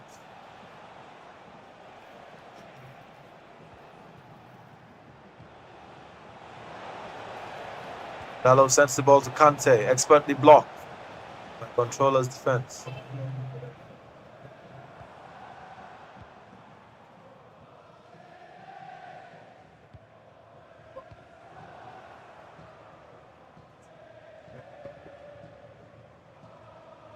Iniesta there. Finds Semenyo. Loses the ball in the heart of the opponent's half. Kante plays on Messi. Messi plays on Hendrick. And Hendrick, peach of a pass there to Semenyo. Bombito. Vicky. Controlling the middle there, Controller. He's pulling all the strings. And O'Reilly. Oh, it's too strong there. And I think that is a free kick in a dangerous position. A comment there from Agbede Joshua. You guys are playing like you don't love the game. But ooh, that was a big save. I think in the defense, they're trying to be careful so they don't fall behind. Agbede Joshua, I hope I answered your question. They do love the game, but they don't want to lose. They don't love to lose.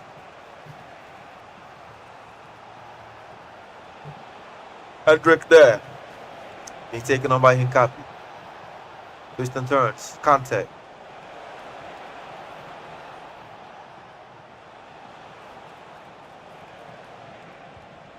Hendrick. Oh, couldn't put his man with that pass. This is a counter-attacking opportunity for Controller. Oh, beautiful pass there. Chance ended by Dallo.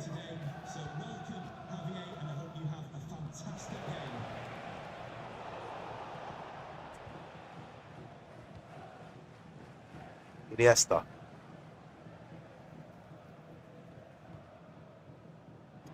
finds Semenyo. Step overs in quick succession. Iniesta finds Mbappe. Mbappe finds Vicky. Couldn't hold on to the ball there. Dispossessed by Messi.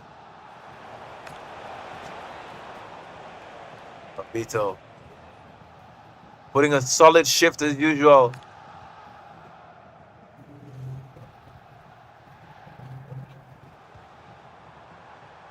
Another opportunity now. Chawinga holding onto the ball. Andres Iniesta. Finds Mbappe. Mbappe is swarmed and he loses the ball there. It's still a 2-1 margin. Just a slender 1-goal lead. Controller has. We are getting slowly into the business stages of the second half. The 67th minute, where loose ends are usually tied.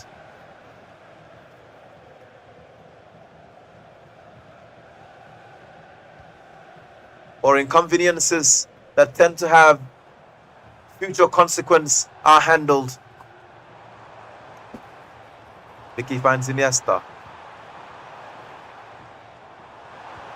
Oh, Semenyo. That would have been a beautiful pass, but that was intercepted.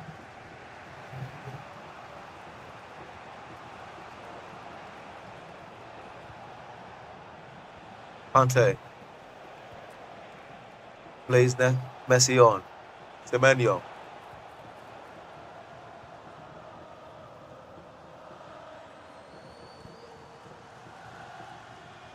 Semenyo loses a physical battle there to Semenyo. Virgil.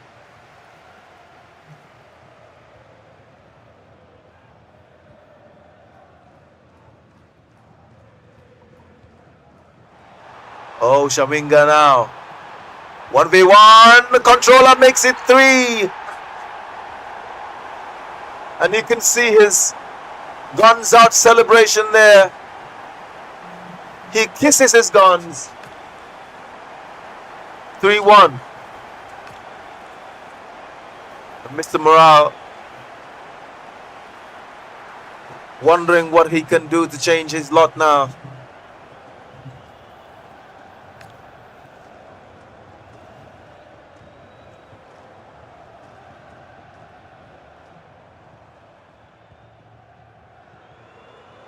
Icon. It's really been instrumental down that right flank.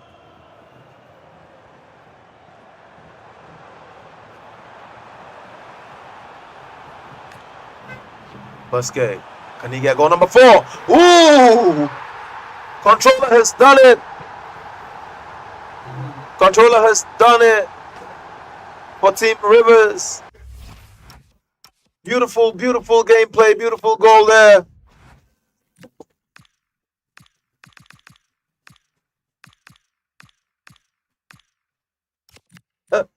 Mr. Morale, wake up.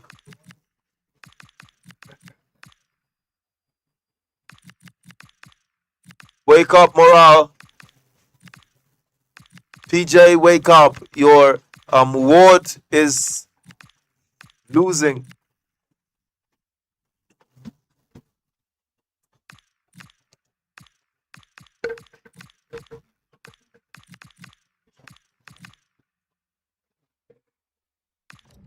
Was Kingston, River State, they're on course to get their 4th win of this campaign. Bayelsa already have 4 wins. River State looking to make their 4th win right now as controller leads Mr. Morale 4-1. Not what Mr. Morale would have expected coming into this matchup. He's totally lost control of this game. Controller is cruising to victory. 76 minutes on the clock. Mr. Morale 1, Controller 4. Let me know your thoughts in the comment section. Let me know your predictions for this game. How many goals do you think this game is going to end? How many goals do you feel Controller would end up winning this game? Or do you see Mr. Morale doing the impossible? and instigating a comeback for himself. 79 minutes on the clock. Controller would opt for game management here. See him shooting the ball off attacker.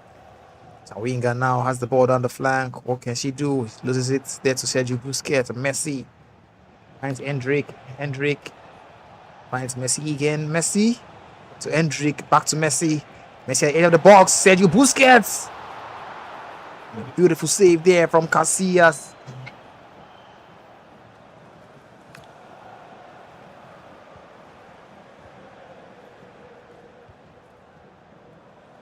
See your comments here saying the Bayelsa players should lock in. Well, for one, they have 4 wins already, so I feel they are locked in enough. I don't know. 83 minutes on the clock. Controller in total and absolute control of this game. Still looking to attack Nico O'Reilly, but the ball was just gotten there by Van der Ven, and now Mr. Morale tries finding Hendrick. Hendrick at the edge of the box, looking to get himself in a shooting position. You could see the elastico there, intercepted by Andres Iniesta. Now Vicky on the ball. You could see Chawinga or Semenyo rather running down the flank in Capi, and now it's out for throw-in. 5 minutes left for normal time.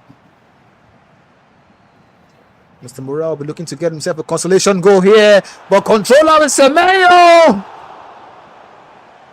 Beautiful save there from the goalkeeper. Keep scoreline a bit more respectable. Controller with a header there, and Kylian Mbappe just wide.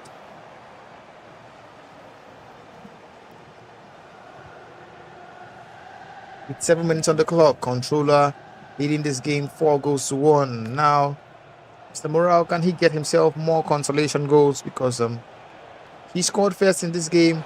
Ever since then, it's been Controller, but Mr. Morale has gotten another goal here.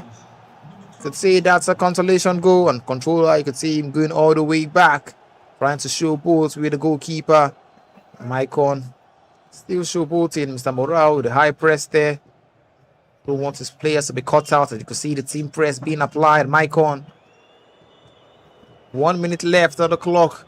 You can see Maicon still trying to shield a defender off the ball there, and of course, Controller has come away with a win. He's 2 for 2 today. Controller has gotten River State their 4th win. Now they are level on points with Bayelsa State seat on 12 points as things stand.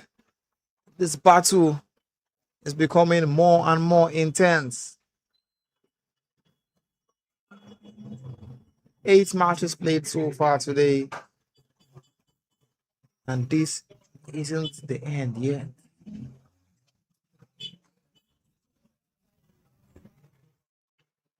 Controller, the only guy from Team Rivers who has won 2 out of the 2 games he's played. First game, he defeated Chukwuchukwu 3-2. And now he's defeated Mr. Morale 4-2. Saw some comments earlier saying Controller is the best player in River State. Well, he's putting up performances that are worthy of the best. He's definitely one of the best, so his performances have actually backed up that title in which he has. He's one of the best players in River State. Currently sits in the Elite League alongside Doom, Dexter, Fonzie, PJ.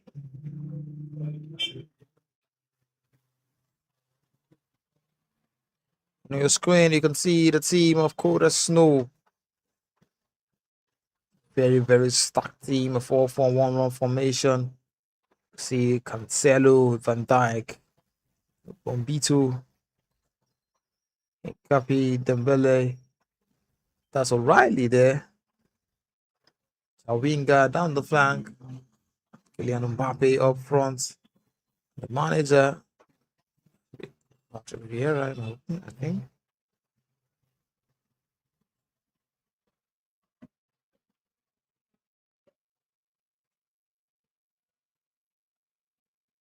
Well. Don't forget that this is brought to you by 43 Esports.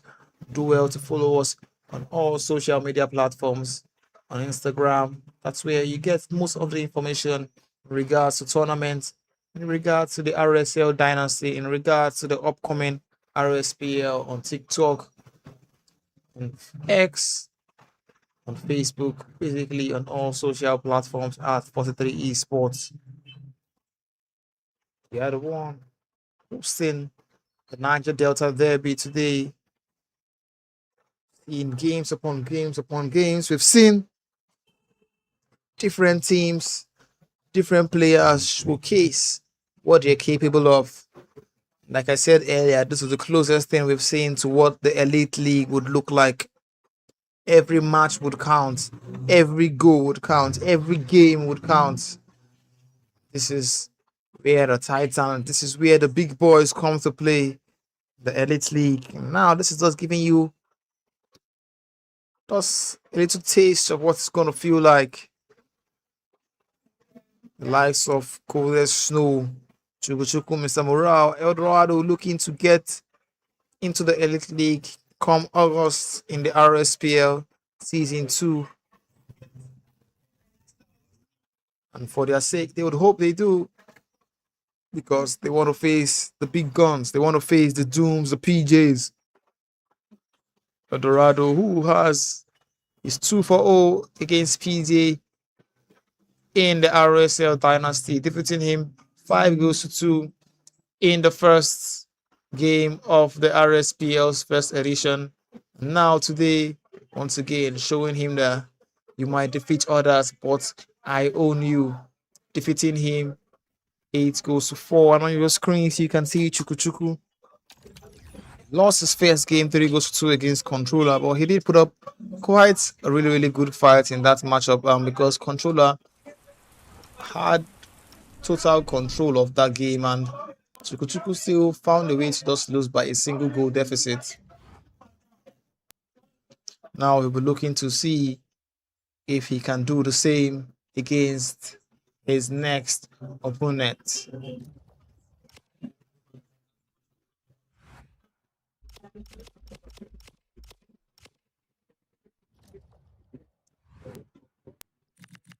Chukuchuku, who went on a losing streak in the RSDL last season, after looking like he was going to go on cruise control, he happened to lose to Shocker 3-1. After that loss, he lost to Larry 5-1.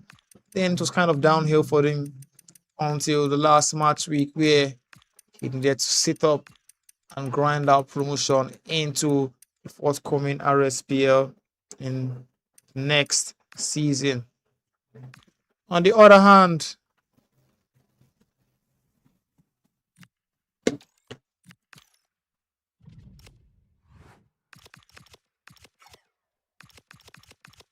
his opponent Eldorado, who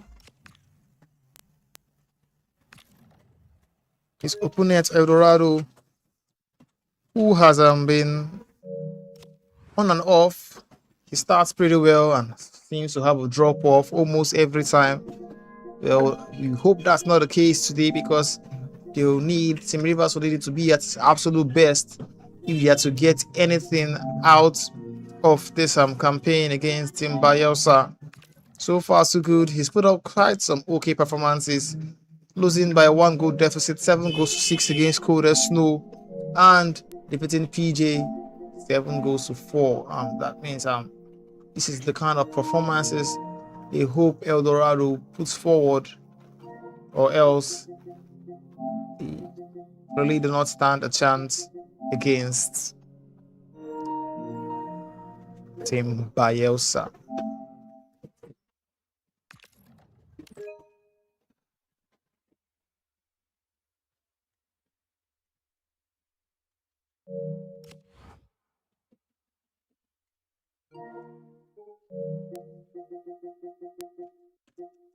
Well, there's someone, a special guest with me at the commentary gantry as things stand.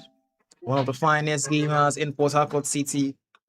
One of the gamers who took us by storm in the RSL dynasty.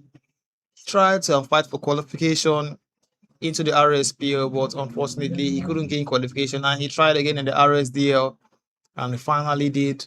And in the RSDL itself, he finished in the 3rd spot. One of the best players It's me, 1A1. Thank you, Hamza. Happy to be here. Feel the excitement right here. Well, you heard it from him. He's happy to be here. And now I'm with someone who is a pro himself. You're seeing it from the lens of from the pro's lens, and not just like us just watching here for the fun of it and stuff. You're seeing it from different angles, like what this player could have done better. This pass this player should have given that he didn't give. This run this player should have tracked that he didn't track. So I'm glad that you're here now. So maybe you can point out all those things you feel the players are doing wrong and the things they're actually doing right as well. Yeah, definitely. And considering this is a new mode in the 43 Sports Studio, like we're used to the 95 rated and kickoff. Yeah. Like, so the gameplay has to be a bit different from what we see. That's why most players are struggling here. But they'll get to adjust in time. Oh, they will get to adjust entirely. I see a comment here from Tia Quick saying, you're right. The both states gamers are beasts. FC isn't easy at all. I am saying 1A1 would agree with that. Both players are beasts. Like the performances at this point are basically going band for band because this one wins and you win and I win. That kind of giving that kind of vibe. It's not something you see every day. At the point, it seemed like Bayelsa was about to run away with it after the first two games. Yeah, they just started with aggression, nothing there. But Rivers are got back in the game, as you can see. We're getting back in the game and we are running away with it. Of course, you hear 1-1 from Rivers. Of course, he's going to root for Rivers, saying that they are running away with it. It's left to be seen as our man can who usually say but since that, are you impressed with the performances you've seen from the Rivers State players? Well, there has been minor setback, honestly, and I'm quite disappointed I couldn't represent Rivers State, but I'm here to support them either way. So there have been minor setback matches we should have won easily. We threw away, but it is what it is. FC, but you can see we are getting back in it. Yeah, that's because we are getting back in. I want to ask, who has been the standout player from Rivers State for you? Controller, obviously. Like I've heard about I've not played him before, but I've heard about Controller. I watched him in the RSPL. He was as of the time he was mid to me, but he has lived up to his hype today and he's dominating it. Well, yeah, the controller has been a standout player for him from Rivers. Then, okay, if I may ask the standout player from Bayelsa for you, who would that be? That will obviously be Coldest. Coldest, no. I played him in the RSDL and it was a very tough game for me. I remember I won with a last minute goal, 3-2. And he's also a player lock merchant, so like Yeah, he has one of the most accurate player locks I've seen in the game as well. Like he doesn't really use them for the normal 5-yard passes or stuff. He does them mainly for triggering creative runs most of the time. yeah. That's he's more direct with it. Yeah, Like I have he- used it a lot, I'll admit. But He uses it just for the sake of using it. Well, that's nice. On our screens, we see the next game of the day: El Dorado against Chukuchuku. In the first 2 minutes, Chukuchuku has gotten a goal. Now El Dorado has to start chasing the game. well, this is not the first time Eldorado is going behind. So like this is just like a kick-off glitch kind of thing. He's going to get back in the game for sure. You can see how he performed in the game against PJ. And PJ is a top class player. So Chu should be nothing for him. Well, El Dorado, if there's anyone that can come back, he's that kind of guy. He's that kind of player. I don't think going behind by one goal actually phases him a lot because he believes that he can always get back into the game, and he'll be looking to do that against Chukuchuku, who lost his first game to Controller 3-2. The last time these two guys faced in the RSPL, I think El Dorado came out on top, and we're looking to see if he can run it back again. You know one thing with Eldorado, yeah, he lost against Chiefs in the RSDL, but I've noticed he's never down. He never looks down on himself. No matter who he's facing, he always believes he can beat that person. So I'm very sure like he's going for the win here. He's not scared of this game. Well, he'll need a lot to go for the win because he's currently 2 goals down in the first 10 minutes, and now He needs to actually tidy himself up, or else Chooks could be running away with this one.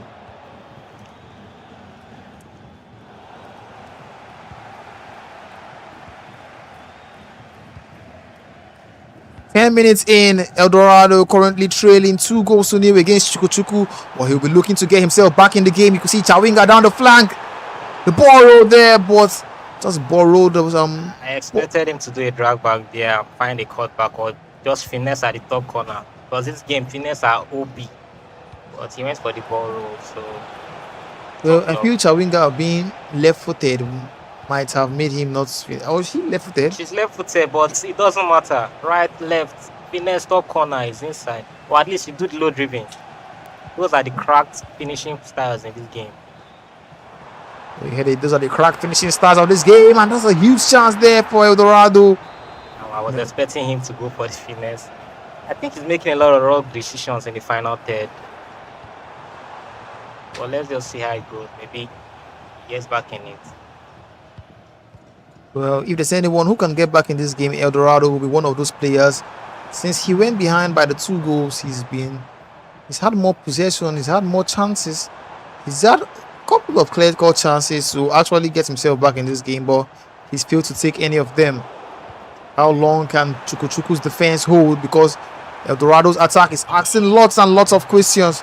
Gumarais at the edge of the box, twisting and turning. Still Gumarais.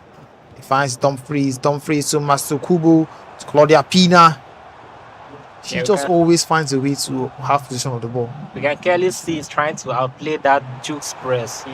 Jukes is pressing really hard and he's pushing him out of the box. He's trying to outplay it. So far, would you say he's doing a good job with that? Because oh my goodness me! Chukwuchukwu has added another goal. 3 goals up. That was actually a very nice goal. Very good goal by Chus. Like, I don't know the lens he used to see that, because the main mortals can't see that pass. 3 goals up against Eldorado. Now, Eldorado needs to do a lot to come back into this game. So 1-1. I know you're not really. I brought you here to look at the game from the eye of a pro player. So I mean, ask you played against Farouk. So how was that game? I want to know how that game really was. All we saw was that you played against Farouk, but I want to know how it really was playing against someone like Farouk. What did you expect going into that game? Once you saw it was Farouk, what was going through your mind? Okay, first I would like to point out, I didn't start off with the expectations because I didn't know it was Farouk who was playing. I got into the game, I was like 5 minutes in, I got a penalty, I scored. Well, I was in a party, like I was talking to a friend of mine online, and he was on Farouk's stream. So he told me that he was like, say na Farouk in the play, but I said, how? You need like pause the game and went to check Farouk's script. Then that's when I knew it was Farouk. Then immediately the game just changed. I think maybe pressure got the best of me, but I was excited. I was actually playing Farouk. But playing Farouk was like, that was one of the most crazy gameplay I've seen from a human being. He played a lot 10 times better than me. Like I don't know how to play a lot if it's compared to him, because he's so fast and he spams it a lot. Do you believe he's the best player in Nigeria, or do you have a personal favorite in the esports scene in Nigeria? Oh, he's definitely the best, and it's actually my personal favorite. I have friends from the esports like Guru and Nonex. They are really close friends of mine. But Farouk is by far the best and my favorite, even though I don't know him personally. So like the game against Farouk was like it was something else. That's all I can say. It was something else, but I enjoyed it. And I hope I'll play him again because I'll be ready. Well, talking about Guru, he actually took us by surprise. In KD Sports, this guy was basically taking the game to everybody. He finished in the top 4, right? Yeah. Him and King Long finished in the top 4. They both finished in the top 4 now. Wow, that's actually really, really crazy, I must say. King Nonex just came from Division 2 and then he just took the Elite League by storm, finishing in the top four, and he will be going to represent Nigeria in the Ivory Coast. I don't know if that it's happened, but Yeah, it's going to happen. Like I yeah, think those are he, Farouk, King Nonex, and Guru. Talking about King Nonex, Guru, Farouk, and I think should be Mitch. Mitch, yes, Yeah, presenting Nigeria Nigeria. on the biggest stage in the Ivory Coast. Well, so glad for them. Most people coming into the esports scene, maybe just maybe River States. Are we? Okay, I know King Nonex is an Abuja gamer. Yes. Sorry, I think Guru is an it's Abuja yeah, gamer. Guru is Abuja. River States, we can put up a fight against them now. I don't Funny know. enough, Farouk won't play for Abuja anymore. the point is that last week, no, 3 days ago, I had an argument with Guru comparing River State gamers and Abuja gamers because I was comparing the three states: Lagos, Abuja, and Port Harcourt, or River States rather. And he wrote us off. I said we have gamers in Port Harcourt, we have gamers in River States, but you guys don't know because we are kind of hidden. Lagos has the facilities. That's why they are known. He said Port Harcourt is not close to Abuja in any way. So I was like, how? I told him to come and watch this game though. Watch us perform against Bayelsa. So I guess he's here. He's quite impressed. So yeah, like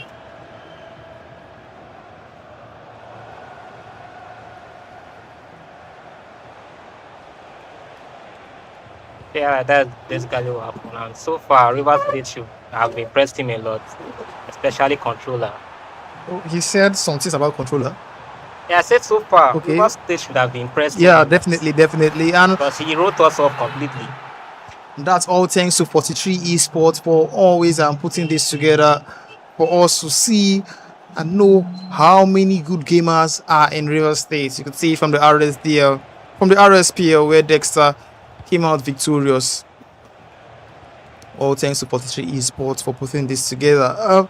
You know, what's it like to be an esports player? I'd just like to know from your point of view. I can see it coming from Guru. See he's watching, and I hope he's impressed. It's not just to watch and be impressed, and take back your words. That's what you said about River State. Well, for one, I remember the game against Farouk, Guru against Farouk, which ended 2-all. You see, he was one of the few players who actually took the game to Farouk in the Elite League at KD Sports earlier this few months ago. So it's a big thing for him, you know, going out against Farouk. Most players, once they come against Farouk, they go against their principles. But this guy, you know, he's stuck with his principles, and you could see him there trying out that 2-all draw against Farouk. He could have easily gotten a win as well, but you know, Farouk being Farouk, Yeah, I can say Guru. I've played Guru a few times, and he's one of the best players defensively. He has a very strong defense, and his attack is quite good as well. So he was able to hold down Farouk in that game, and I actually wish he got the win there. But like you say, it's Farouk he played. yeah, I see a comment from him saying you guys are playing good, do River State. Yeah, of course, we have really lots of exciting gamers here. Like we saw, El Dorado was down by 4 goals, but he's been able to get 2 goals back. And I can tell you, if there's anybody who can come back into this game, El Dorado is that player.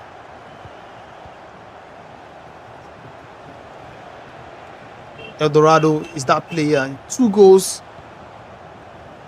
scored right now for him.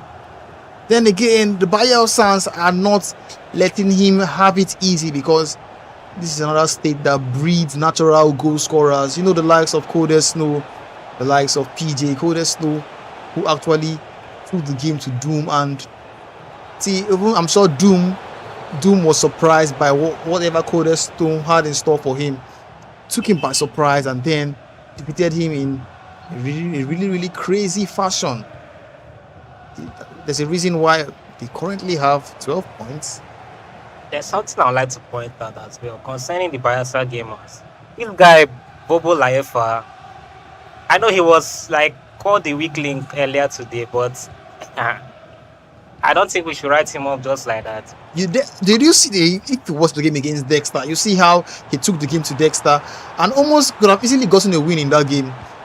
Exactly. And considering I've played him before online, I didn't know I was playing him too. We just found out today. He actually won me online. And I can say confidently that no normal person wins me online. They say no normal person wins him online. Bobo Layefa, another name to watch out for. He's lost by a really slim margin against them. Was against Dexter, then happened to win his next game against Ponzi. Now El Dorado has scored 3 quick fire goals. Ever since Chukwuchukwu got his 4th goal, El Dorado has scored 3. And now, like I said before, a comeback is imminent with this guy. You can't just write him off after you said it. You actually said it. Yeah, definitely. We can't write El Dorado off. I was hoping he would have changed 1 or 2 tactics earlier in the game when he was 4 goals down. I don't know if he did that because I saw his formation was a bit too deep and he was getting pushed out a lot from the box by Chukwuchukwu's team press. So I think he has been able to bypass that. Well, Why the comeback is imminent. we could see a comment from Guru again saying these Bayelsa guys didn't come to joke. That is for sure. Scoring 4 goals in the first half is no joke. They definitely didn't come to joke. Currently level on points with River State. We're looking to add more points to their tally. Currently have 12 points. And we'll be looking to add more to their tally. Well, we've played 8 games currently. On the 9th game, Bayelsa have won 4, River State have won 4.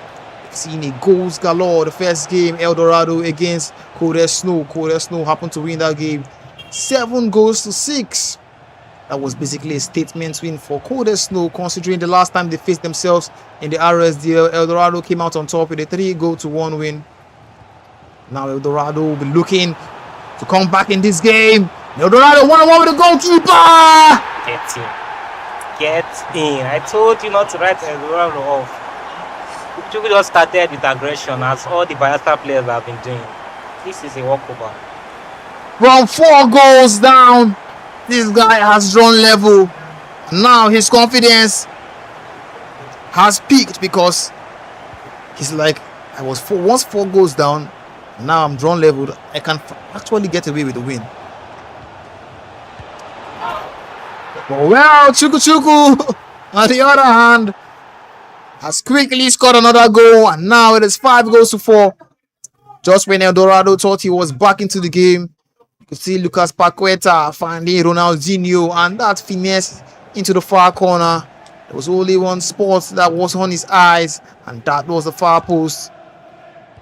Just exactly. El Dorado could be back here again. That is offside there. Just an inch offside there. I was saying kick-off glitch and corner kick glitch. That's what the Bayelsa have been using to get ahead lately. You watch the game against Codesno, El Dorado versus Codesno.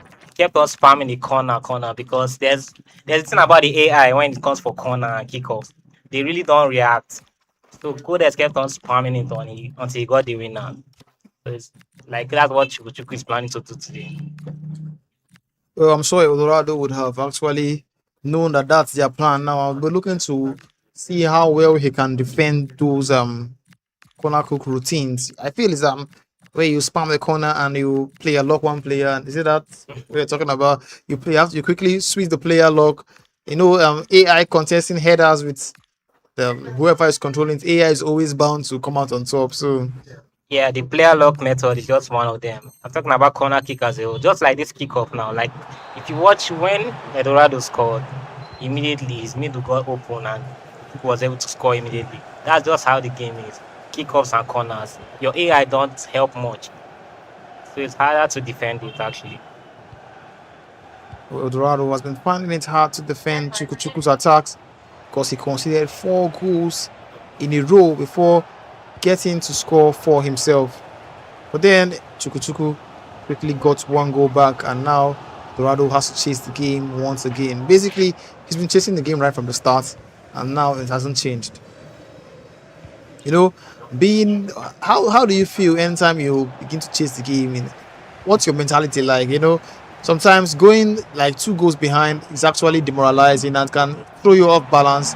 The passes that you usually make, we try to become extra careful not to lose the ball and you start overthinking decisions. I don't know if you also feel that that's when you go to. No, we've seen you go 2 goals down before, and you've still found a way to come up and get a draw and sometimes even a win.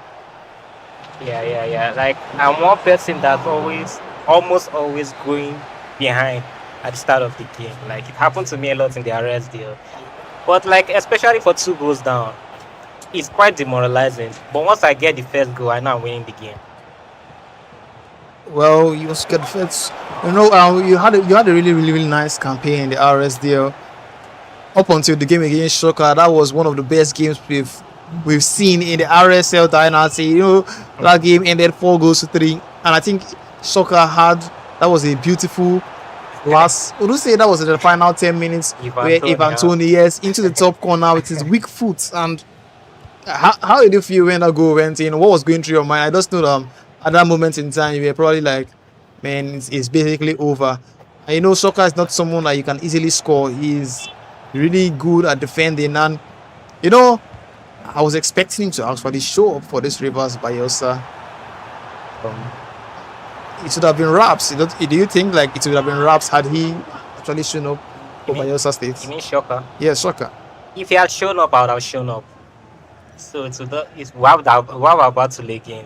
So so that's he something. being out is same as Shoka being out. So 1-1. So you still have it in mind. You need to get your revenge. Well, the RSPL is there for you guys. You feel you can win him this next time?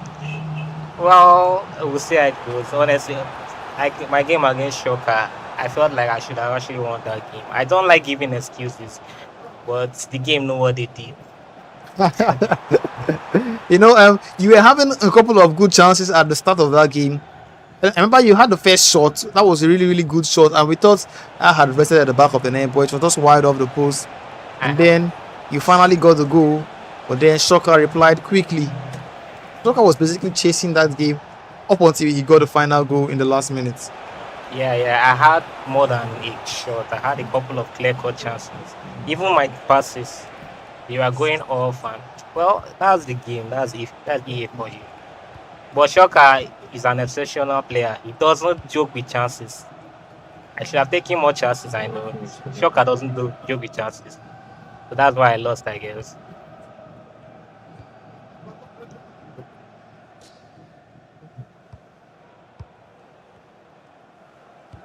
Oh, one thing is for sure, the game between you and Shoka was one of the best games we saw in the RS and DL, and that's a battle that we'll be looking forward to in the upcoming RSPL.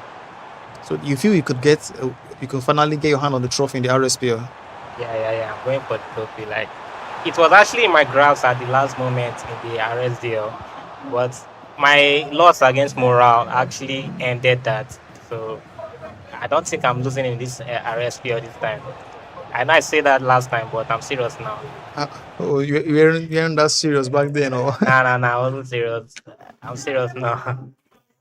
Well, that's left to be seen because it's still a long way to the RSPL. It's actually coming up in August. I'm sure you're preparing for that because you have a statement to make. You came into the RSDL, the last match qualification after losing 2 matches in a row. I don't know what was going through your head at that point in time when you were about to crash out. I don't know what you did that made you come all out in the final game and defeat your opponent 3-0 in that match. And I don't know how you felt. You could see a comment here from Habib back game and saying you had the first goal against Farouk, by the way. Yeah, that was the guy that was in my party. I was communicating with him during the party. And I already said I had the first goal before he told me I was playing against Farouk. It's not every day someone can actually boast of that. Saying you have the first goal or scoring the first goal or even scoring a goal against Farouk, because I feel the way he tracks runs is something I've not seen before. El Dorado in the 89th minute of the game has drawn level against Chukuchuku. That's just El Dorado for you. Never write him off. Never write this guy off. Never write him off. You see him taking tips there from the man Dexter, the best player in River State. Still stand. Eldorado has done the impossible. This guy was once 4 goals down in this game against Chukuchuku. And if someone told you that this game ended up a 5-4 draw, you would ask, who scored first? And then you go on to say he was once 4 goals down. That makes it a lot more impressive. Now, Rivers State and Bayelsa State both sit on 13 points after this draw. This is basically our first draw in this campaign today. Yeah, we have not seen any draw in all the fixtures. And first draw happened to be Chukuchuku against Eldorado. Yeah, I just realized that. And honestly, I'm not happy with this result for this Eldorado game. I expected him to win, but we'll take what we can get. We'll go with it. Well, it's still level, and we still have some matches. We still have a couple of matches to be played, and that just goes to show you that it's tight. These guys from Bayelsa. I don't know what they are feeding them there. I seriously know. I don't know what they're feeding them in that state. They produce some of the very finest gamers I've seen, both in the RSPL, in the RSDL as well. And it's really crazy. It's not something you see everywhere. I feel these guys could actually put up good fights against other states as well. These Bayelsa gamers. Imagine rocking up to a competition with the likes of PJ Code Snow. You're going to get a win. You're going to get not just a win. You're going to get wins. Whatever it is. It's just that way. It's just that way. So Shocker would have really loved to be here for one, and you yourself, you'd have been loved to be here. Well, on your screen you can see Dexter's draft. This is Dexter's team because the best player in River State in Dexter is coming up against Cold Snow. Cold Snow has taken down Eldorado. He's taking down Doom. Can he take down the current best player in River State, Dexter? Dexter won his first game against Bobo Layefa, 8 goals to 6. Cold Snow, you know this guy. He's as cold as ice. He loves scoring those goals. He loves attacking. And his attack breached Dexter's defense. And Dexter's defense hold Cold Snow's attack and need nullify that attack. You know, there's a way Cold Snow attacks. I don't really know if his attacking patterns. He follows a particular pattern. I've said this before. He follows a particular. It's almost like a regiment at this point. You know, I pass to this player, I go down the flank, I look for the nearest cutback. If the cutback is not there, I reset the ball, first time pass, boom. That's basically how this guy plays. And in this game against Dexter, I would like to see how he's going to come up with that. But well, before that game, we'll be heading over to Cannes for an interview.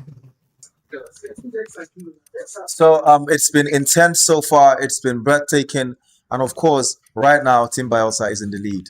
Milia, when we started this tournament, did you feel like Team Bayelsa would surprise any of us? Um, I don't know. I was not expecting Team Rivers to beat the team, but I mean, these Team Bayelsa are very good. Like the guys are good. I'm not even going to lie. It's really beautiful because most of the players from Team Rivers are in the Elite League. The only representative of Team Bayelsa in the Elite League is PJ. Yeah. And PJ happened to lose his first game. But that was not the only surprise. I mean, Doom lost his game as well. And I mean, Team Rivers have been, they were disappointed by that loss and all that. But we have Dexter and Cold Snow going head to head after now. I think Dexter and Cold Snow are like the flyboys of their respective teams. And this would be a deciding moment for both teams and all of that. But, this is the magic of the, of the whole Niger Delta Derby. This is the magic that 43 Esports have continually created for esports gamers in the city and in the region, right? So right now, let's top of your head, who do you think will win this? Dexter versus Coda. No. Rivers versus Bayelsa. Oh, okay. I would have said River State, but these Bayelsa boys. Oh my God. Yeah. I mean, very, very. They've been surprising. I've seen very unexpected wins Except from PJ, them. they've been surprising. Except PJ. PJ was surprising too. I mean, Yeah, he was Negatively surprising. Yes, surprising. Do you negatively understand? surprising. Yes, you So have a point. yeah, Yes. so I'm expecting. I mean, any team that wins, good luck to them. Standout player so far. But I mean, Mr. Moran, Let's be no, no. Let's not do that, Mr. Morale sentiment again. Who's your standout player so far? Don't say Mr. Morale, please. hmm, my standout player, You cannot say Eldorado. Cold Snow. Eldorado Okay, is fine. yes, My standout player has been Cold Snow so far. I mean, like he's been on a roll. In fact, yeah. he won his games and he coached Chuku Chuku, to almost win against Eldorado, which is very impressive. Why I said Eldorado, his first game was not good, right? Okay. But you can see he didn't let that bring him down. He didn't let that let him down. Like he came back even better. Do you understand? So like it's been very, very surprising to see him, even after his first loss, he still had this morale on and all of that. And then Dexter has been an amazing coach too. Yeah, you found a way to bring morale into the whole conversation. Melia, you're not supposed to pick a side. I'm but not picking it. Okay, it's all right. It's all right, guys. Don't forget that the Pro League is returning this August, and we already have our candidates for the Pro League. We have the likes of Cold Snow that is representing Bayelsa, flying the Bayelsa flag really high right now. Cold Snow will be in the Pro League to fight for a slot to face the big boys in the Elite League. We have Eldorado, who has just gained promotion back to the Pro League. We also have people like 1A1, the player Lock Maestro. And then we have other fantastic players, Chuku Chuku, of course, and then Shocker that actually won the Division 2. Yeah. He's getting to the Pro League, and he has sights set on winning that one as well, so he can get an opportunity to compete in the Elite League. And we have players in the Elite League already, the likes of PJ and Doom and Dexter all waiting. I think Fonzie is in the Elite League. I'm not sure. No, Fonzie's in the Elite League. And how can I forget Controller? So these 5 players are already in the Elite League, waiting for whoever will make the leap up from the Pro League to join them in the Elite Division to play, and we'll see who is the best EA Sports player in this region. And Can of I course, ask you a question? yeah, go ahead, ask your question. Who are you rooting for? Team, Yes. if I speak, I'm not allowed to speak. I'd If I- really like to know. Okay, I think personally, I like the approach of the Bayelsa boys. Honestly, I like the approach. Okay. I can see what Cold Snow is doing. He's destroying everybody in his path, just to make sure that he carries currently he's carrying his team. And of course, we expected that from PJ, but PJ has not lived up to expectations. But Cold Snow is carrying his team, and we can also see the likes of Bobala Efa. He's doing his best. Yeah. This is an unknown name in these parts. I mean, he's known in Bayelsa, but he's not known here. Yeah. But he came with a lot of energy, and he's trying to also drag his team with him. Of course. And of course, Chuku Chuku that we know is trying to drag his team as well. And then, so yeah, the Bayelsa boys have been, Really, really amazing. impressive. Yes. So that's it. And right now, you've heard it all from me. I'm not going to say anything again until the end of this tournament tomorrow. So, Melia, do you have anything else to say? I mean, just stay tuned. Okay, we'll head back to the guys on commentary duties, where 1A1 and Himzas are standing by. Well, you heard it from the guys there. Miss Khan actually said he loves the approach of the Bayelsa boys. I mean, Cold Snow, he said, my favorite being Cold Snow. Like I said earlier, these guys are not here to play. See the kind of performances they put up. It's different coming to someone. This is like basically like playing an away game. Coming to River State and putting up this kind of performances. Imagine now going over to Bayelsa. Like it's not.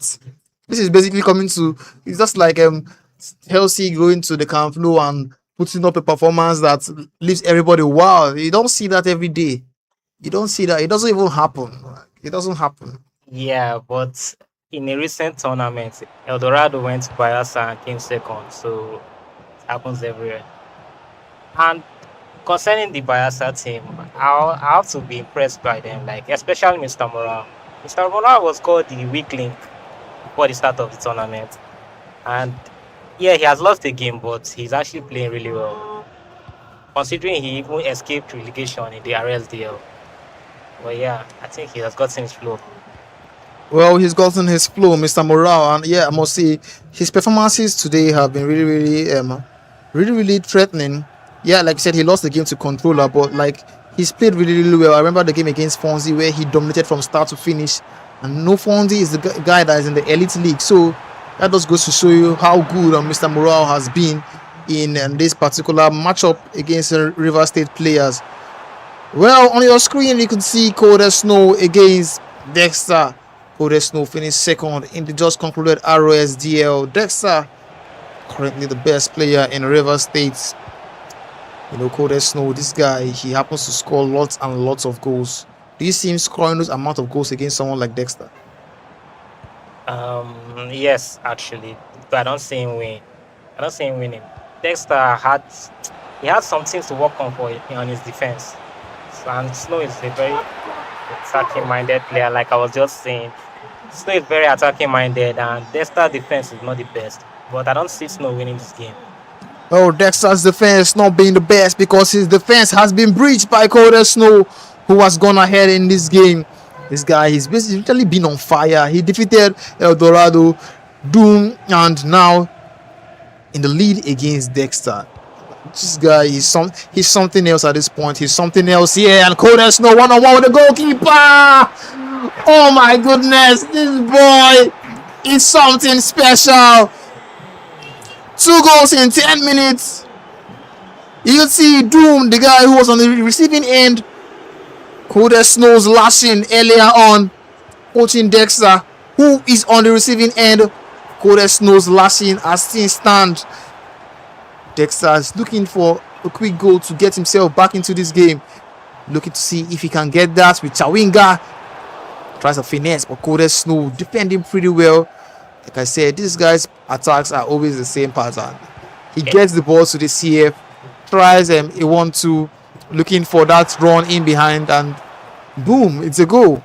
You see, that's how he scored his 2 goals so far. Yeah, like I said before, Snow's attack is just direct. It doesn't do much, just ahead, straight ahead to the goal. And if you slip up, it's in your net. Well, Dexter has been caught unawares twice, and Coder Snow will be making or trying to make that 3 times. Can he get 3rd time lucky? He has Rodman dancing around the area, but the final pass there was intercepted, and now Dexter will be looking to counter-attack with Lauren James, and a true pass there, that should be offside. And yes, it is. I was expecting a first time through ball there from Dexter. First time through balls have been net seriously. But yes, he didn't want to risk it. He just wanted to make sure it gets to her, but he didn't look at the line. Ronaldinho!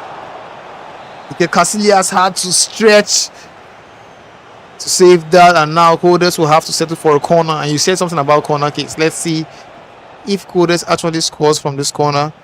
Rodman find Osterwald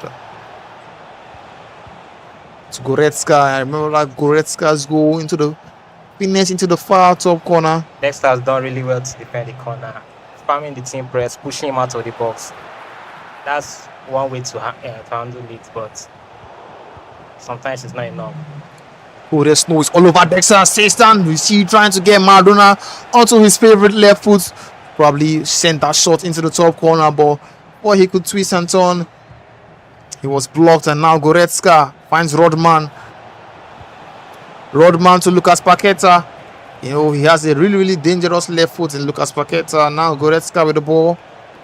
Just stands in the middle of the pitch there, looking for space, looking for that pass, and Maradona finds Ronaldinho. Ronaldinho with a shot. Casillas with a save. Codes is quite deadly with that Maradona in his game against Doom, because I was coaching Doom and I was seeing it firsthand. Like that Maradona glitches through your players, like you won't even be able to explain it. Yeah, I see. He always tries to find a way to get Maradona to his left foot from that zone 14 area. You know, that zone 14 area is a very dangerous area for mostly left-footed players I've seen. The likes of Messi, Lucas Paqueta, Maradona, just from that area, they always find a way to bend it into the top corner. And I'm talking about in real time. You didn't see the likes of Paulo Dybala, Messi. Once they get at the edge of the box, it's almost bound to be a goal every single time. And now, Holders, you could see him trying to free up space for Maradona around that spot every time, and trying to with those left analog movements to just dribble his way as well. So Dexter looking to counter attack here. Now Chawinga, one with the goalkeeper. A low driven shot. Dexter has gotten one goal back. The best player in River State is down but not out. Now he's reduced the goals deficit to 1 goal. Now this game is wide open once again. That was a very nice counter attack by Dexter. Snow messed up his attack with the corner kick, and the counter was deadly against him. And that low dribbling is powerful at the far post. Like you said, you said you feel Snow won't win this game. Have you changed that, or you still feel Dexter's going to get the win in this game? Well, as a Rivers person, I always feel Dexter will win because that's what I want to carry in my head. And Dexter is winning this. But Golden Snow is someone that's quite scary in this competition. But I still believe Dexter will win. Dexter is the best for a reason. Well, he's the best for a reason, and he'll be looking to prove just that against Golden Snow. The last time this guy lost the game in the 43 Esports community was basically the second week in the RSDL. But that could change soon. And Chawinga with a shot there, but Joan Garcia, marvelous save, and Dexter also set for a corner. You can see Lauren James, and he takes the corner shot into Davis. Alfonso Davis to Vicky, back to Alfonso Davis, twisting and turning on the edge of the box. Finds Mark Pubil, Ronald Araujo. Dexter has a lot of defenders out of position. Golden Snow is one mistake away from countering Dexter at this point because Ronald Araujo is in around Dexter's box, and now Dexter has lost the ball. And you could see the player locked there, and Lecha, what can he do? The shot comes in, and a beautiful save from Mika Casillas. Exactly what I was saying. We saw Ronald Araujo, Alfonso Davies up front, and Coles was also looking for a way to get the ball back. Immediately he got it. He saw the player lock, release Lecha in that position. That was a beautiful save there from Mika Casillas. Modest with his dynamic player love. I had a discussion with him about it. He told me he doesn't use player loves much. He just uses them to score. That's what he's trying to showcase here. He's trying to showcase just exactly how he uses his player locks. He's quite good at them, I must say. Yeah. He's actually really good at them. We were seeing Stan. He's currently in the lead and will be looking to extend that lead. Richard tries to get past Ronald Araujo, who's like a brick wall, and he's lost the ball. And Maradona trying to finesse into the top corner with his right foot, but shot was blocked, and Codes has a corner kick now. Corner taking shot with Ronaldinho Gaucho. Ronaldinho at the edge of the box. Twisting and turning, finds Diego Maradona once again. To Paqueta, to Goretzka. Osterwald. You see the cutback pass intercepted by McTominay to Granit Xhaka, and now Kika, and now Dexter is on the counter. Kika, he finds Vicky. Mark Pubil. Granit Xhaka, the Swiss captain, twisting and turning, finds Lauren James. Lauren James pass there is intercepted, and now Golden Snow will be looking to counter, but then again Dexter has really done well and keeping Golden Snow's attack a bit quiet ever since he got the second goal. The other hand, Dexter will be looking to get himself back in this game. Vicky, you could see the dribble there. Oh my goodness me! He reversed this for a reason. I was expecting him to take the low dribbling first time shot right there, but he went for the ball scoop, and that was an incredible goal. Dexter is in the lab. He's cooking, and on the receiving end of that cook is Golden Snow. From 2 goals down, he's gotten himself back into the game. You can see the ball there, and that ball scoop. And I was expecting a shot. I didn't expect him to make that final pass, but of course, Dexter being Dexter, he got the pass correct. Slotted the pass into an empty net, and now it is 2-2. Golden Snow will be looking to see if he can now neutralize Dexter's attack, because it seems everything is beginning to click for Dexter at this point. Mark Pubil now in the box.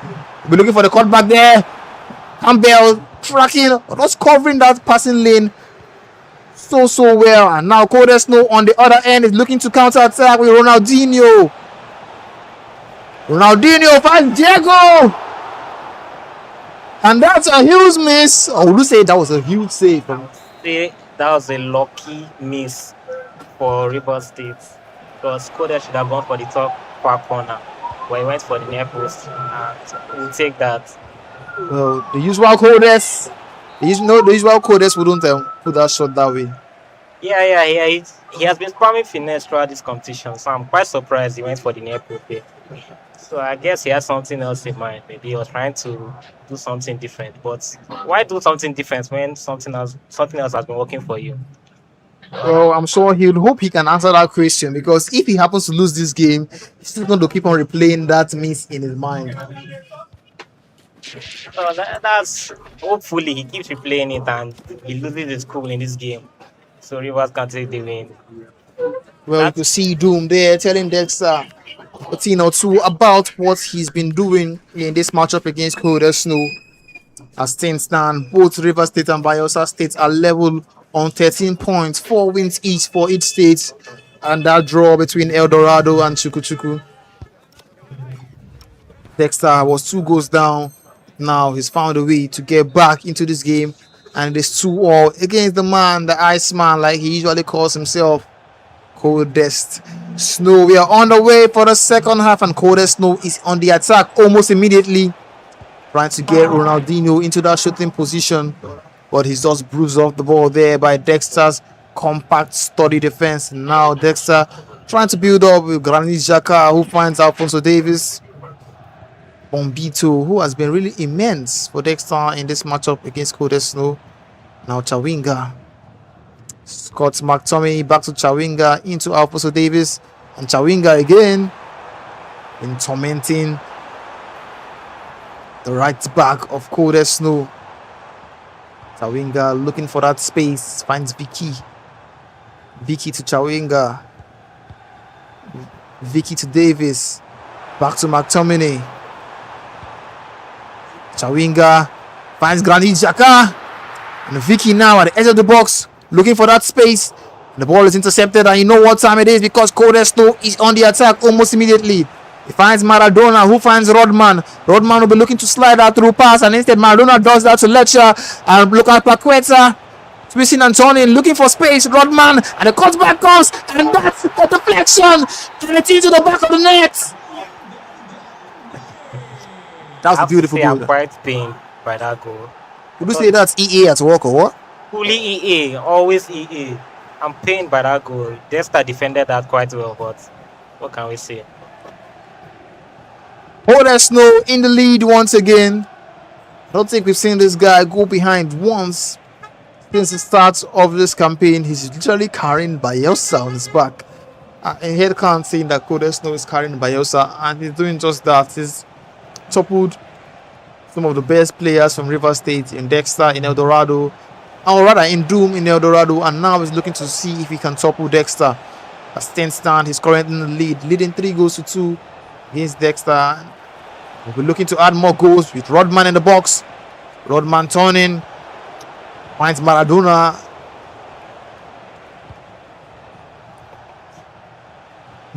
See a comment here from Dante saying, the way 101 voice sounds, I can clearly feel the pain. Yeah, I'm obviously pained now because I'm not even trying to be neutral here. I'm fully supporting River State. The residents of River State supporting River State, so it's quite understandable, you know. Coldest Snow still with the ball. Dexter, not I'm trying to get bait here to press Coldest Snow, because once you fall for the bait of pressing Coldest Snow, he easily bypasses your midfield with one singular pass into his striker.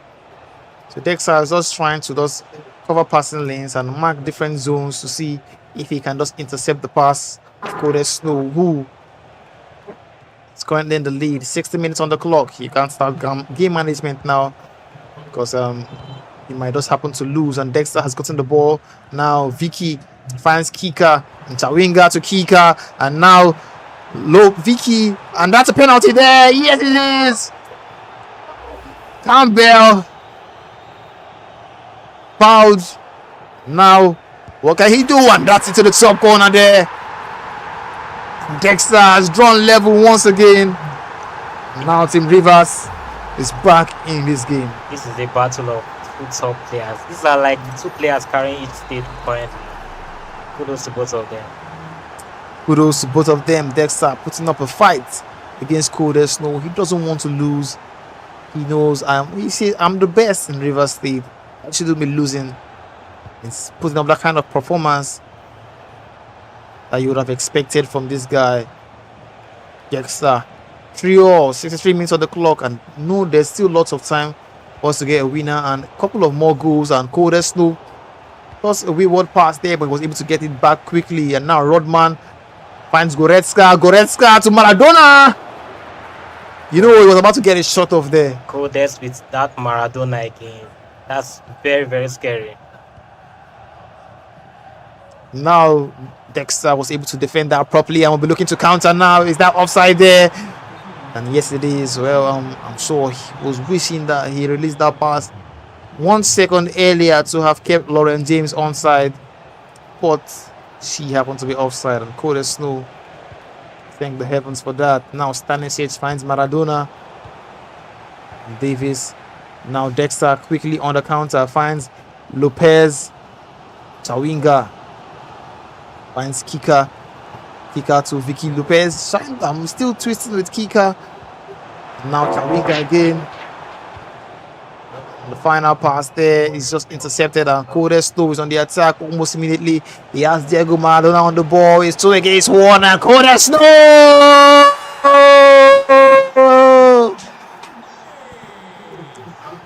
Cold Snow. This guy is a serious problem. Cold Snow is a serious problem in this.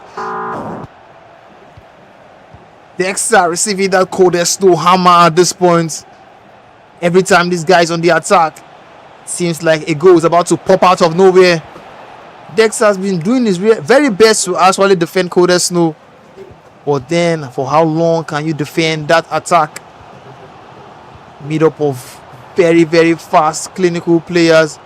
Every decision is almost imperfect, but Dexter there was getting in a comfortable position to release a shot. But Cold Snow's defense is positioned rightly. Well, Dexter gets the ball back once again. He has Vicky Lopez who finds Chawinga. Now a through pass should be coming in there, and it does. And Vicky Lopez, oh, and the shot there was just intercepted in the last minute. And Cold Snow is on the attack immediately, and Lecture is offside. It's end-to-end action at this point from both players.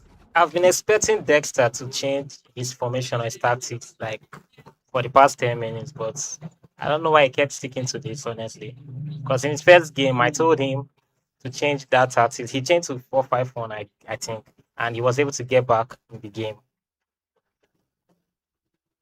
No, Dexter, I'm so doomed. We'll be telling him a thing or two on what to do to be able to get himself back into this game against Cold Snow, because Cold Snow is on a roll at 10 stand. This guy is taking everybody to the cleaners. Remember the last game, the RSDL, final game of the RSDL season happened to be Cold Snow against Shocker. Shocker went 2 goals up in that game. Cold Snow actually came back in that game, and the game ended 2-all. Yeah, Cold Snow needed that draw to actually top me for the second spot. So he battled that match. He was able to get the second. And well, I was pained as obvious as it seemed. I was pained, but that's the game. So the game is the game. Cold Snow finishing second. Now he's showing you that one of the guys in the Elite League, I can defeat them. He defeated one in Doom. Now about to defeat another in Dexter. 4-3. And Dexter gets himself back in this game. Scott McTominay finds Fabian Ruiz and Vicky Lopez trying to get herself to the shooting position. Diego Maradona again, one of the most feared players on Cold Snow's team. And now Maradona, you know what time it is, and Maradona again. That final pass was just intercepted in the perfect moment. Cold Snow has gotten the ball back again. Maradona, you see him triggering those runs, sending those players forward to be able to get himself into those shooting positions. Now Rashford tries to play the ball there to Lopez, but it was just intercepted. And now Cold Snow is on the attack with Ronaldinho, Declan Rice, Campbell, Maldini, and I feel at this point in time he wants to just game manage. He's already in the lead, 80 minutes on the clock. Do you think it's too early? Yeah, this is a 9 minute half. It's way too early to game manage a one goal lead, but if he's good at it, he should go for it.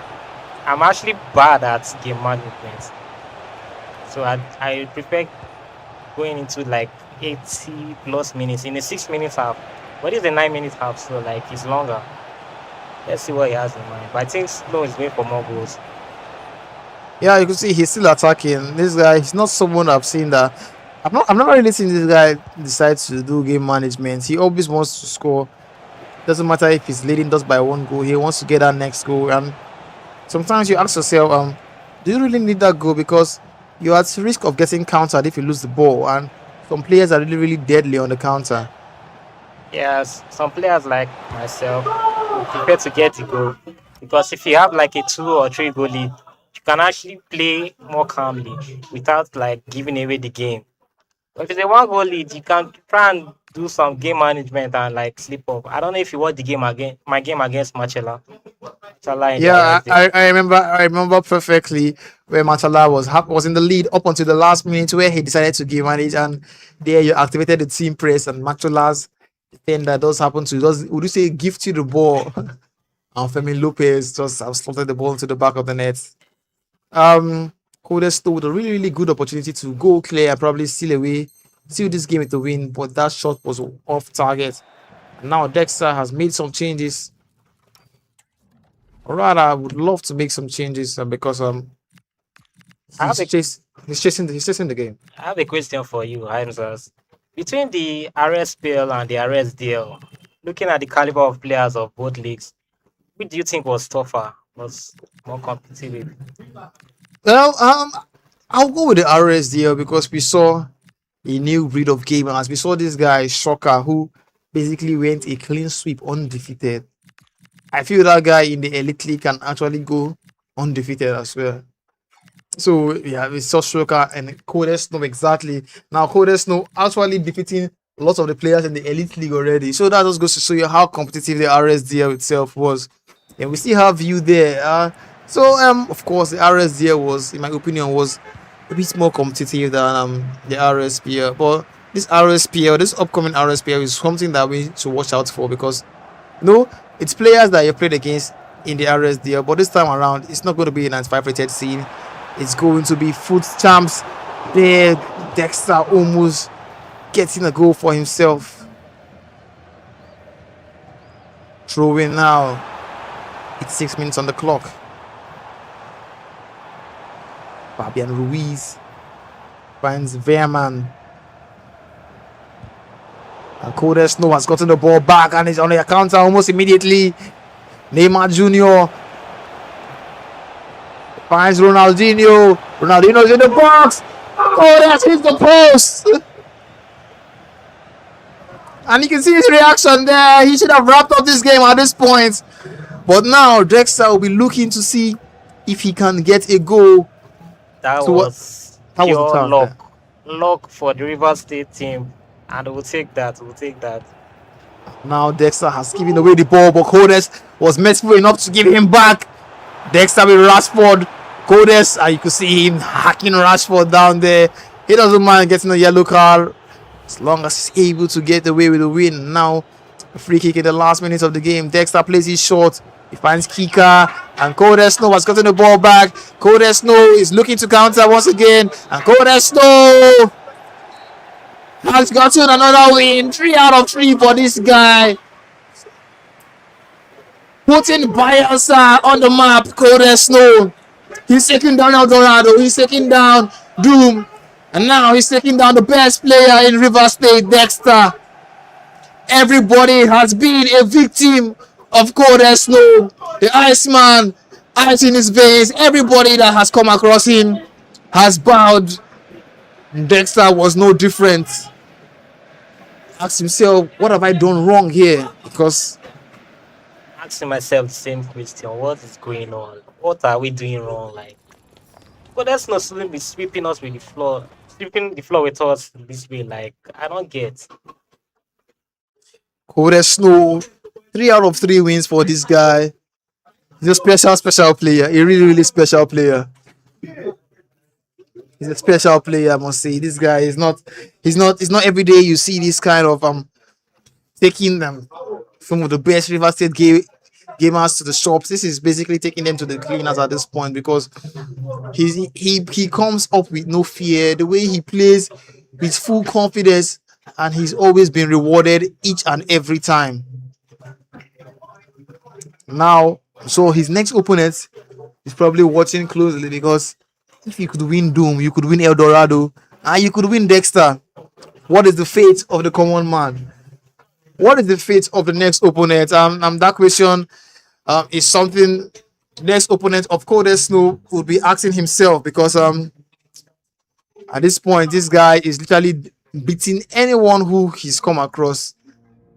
He thought it was a fluke against Doom, but then he did it against Dexter.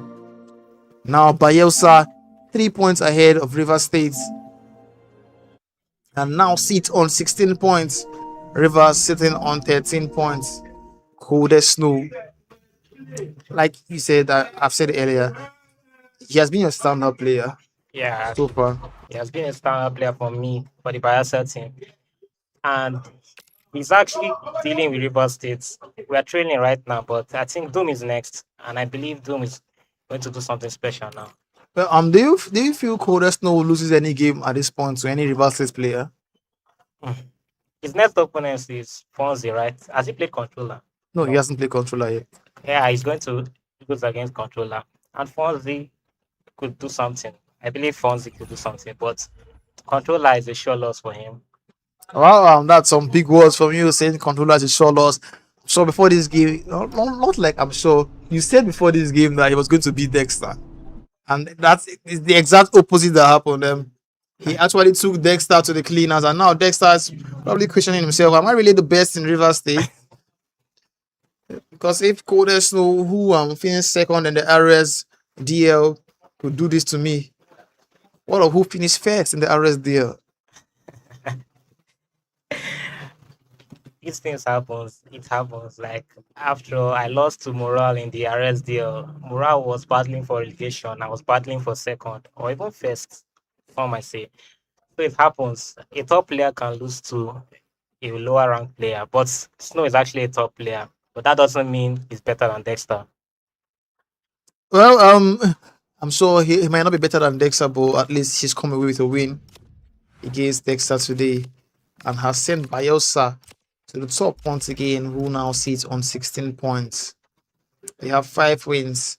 River State has 4 wins, and we have a draw. El Dorado against Chukuchuku. I'm sure they would have really loved to come away with that with a win in that game because Chukuchuku got a point in that game was up by 4 goals. But then again, El Dorado, being El Dorado, was able to grind out 4 goals. Chukuchuku went ahead once again. Then in the last minute of the game, El Dorado equalized and the game ended 5-all. Well, on your screen, you can see Mr. Morale, who is being coached by Bobo Layefa. Mr. Morale put up an impressive performance against Fonzie, but then he failed to controller. Controller took that game by the scruff of the neck, and Mr. Morale, he couldn't cope against controller. And he said, you've not played against controller before. No, no, no. So if you play against that guy, I'm sure you've watched the games. How do you see yourself faring or coping against someone like controller? Oh, to me, controller is actually a top player, and I perform really well against top players. I've said this before, so I feel like I can beat him. I can actually beat controller, but he's going to be a tough matchup. You know what's surprising? I heard that controller is not an ultimate team player actually. This guy just sticks with the 95 rated, but the performances he's put up today, you wouldn't know that. Yeah, actually, like when we were selecting the participants for the Rivers team, the first thing that came to mind was like controller. He doesn't play FUT. Like he's always on kickoff for 95 rated. Can he actually do this? But as he's showing us, he's actually doing it well. Every opponent he's faced so far have been on the receiving end of some heat. Same with Coder Snow. Every opponent Coder Snow has faced have been on the receiving end of some heat. So one game we're all waiting to find out controller against Coder Snow. You know that was going to be a really, really tough matchup. Very, very tough game for controller and Snow, I must say. But I'm a Rivers man. I'm obviously supporting controller, but I can't say for sure how that much will go. It's going to be a really tricky game because controller is definitely going to have more ball possession, and Kodes though he's comfortable with letting you have more possession. He just needs to have the ball at the right time. You could see a third man run gives you the first time through pass into his striker, and he's just 4 or 5 passes away from getting to your own goal. And he's very clinical in front of goal in Kodes Snow. Controller not that clinical in his first game against Chukuchuku. He had about 5 good chances in the first half, and it took only maybe 1 or 2, but he was able to still get a win. Ended that game 3 goals to 2. It could have easily been about 9-2 in that game. So I feel controller needs to fix up with his finishing if he's to actually come away with a win against Codesno, because Codesno on the other end, he's not merciful in front of goal. He's going to destroy his opponent. Yeah, speaking of coded snow and possession game, like I don't think he knows anything about possession. He's always so direct, ahead, straight to the goal. Like up to 3 goals he scored against Delta. I think he made just like 5 passes and he scored. That's efficiency at its best, efficiency at its finest, coldest snow. The next game we saw Mr. Morale on our screen. We're looking to see if he can get back to winning ways. He lost his last game to controller. Now we're looking to see maybe I can get back. I can finally get another win for myself. Like I said, he's been really impressive to him so far. Today's match day, he's been really impressive in my opinion. Yeah, he did lose to controller, but aside that, I feel he's put off really good performances, and he will hope to continue that in this upcoming match. Don't forget to let us know your thoughts in the comment section. Who do you think is coming out on top, Team Rivers or Team Bayelsa? Who do you think is winning the games? When the game comes through, let me know your predictions. Let us know who you think is going to score the goals, or how many goals this player is going to lose by or win by. I'd like to know your predictions in the comment section, and I'm sure to read them out. Might as well ask any questions related to football. Well, today, talking about real football, today's a third place match for the World Cup, France against England. I don't know how you see that matchup going. Well, I'd like England to win that game. But I think France has it already. Well, we'll see how it goes. England has been really well in this World Cup. Well, France for sure. I feel most of the players they don't actually care about the third place medal, because these guys they've gotten to the final. Some have won the World Cup, so playing for the third place doesn't really mean anything to them. But they just have to play because you just have to. And on the other hand, we have Argentina against Spain in the final. That's a matchup that is very tricky, because on paper you're just going to opt for Spain, because Spain has conceded just 1 goal over the tournament. But then again, Argentina is not a team that you can easily write off. After all, they have the great Lionel Messi there spearheading them to another World Cup final once again. It's not. I'm sure Spain coming into this game, they'll be very careful, because we've seen Argentina go down a couple of times and come back. We saw it against Egypt. They went 2 goals down and they won that game 3-2. We saw it against England, where they went a goal down and still won the game 2 goals to 1. So you feel Spain. What do you feel Spain can do differently, or they should just play the normal game? And I feel they should stick to what they've been doing. Argentina, they are very relentless. Like so many games they played, I felt like they are out already and they came back. I'm not even a fan of Messi. I'm a Ronaldo fan, but they've been really impressive, honestly. Argentina have some of the most athletic players that can run. See, they have insane stamina. You have the likes of Dupont, the likes of Simeone, the likes of Nico Gonzalez, the left winger. These are guys that they can run from now to the next 2 hours, and they won't. It's almost like it's a routine for them. So I think that team, the athleticism is actually really good for them. On the other hand, Spain have a couple of athletic players. They have Nico Williams, they have Fabian Ruiz, they have Pedro Porro, players who can run, Cucurella. But okay, no, not they have a lot of athletic players.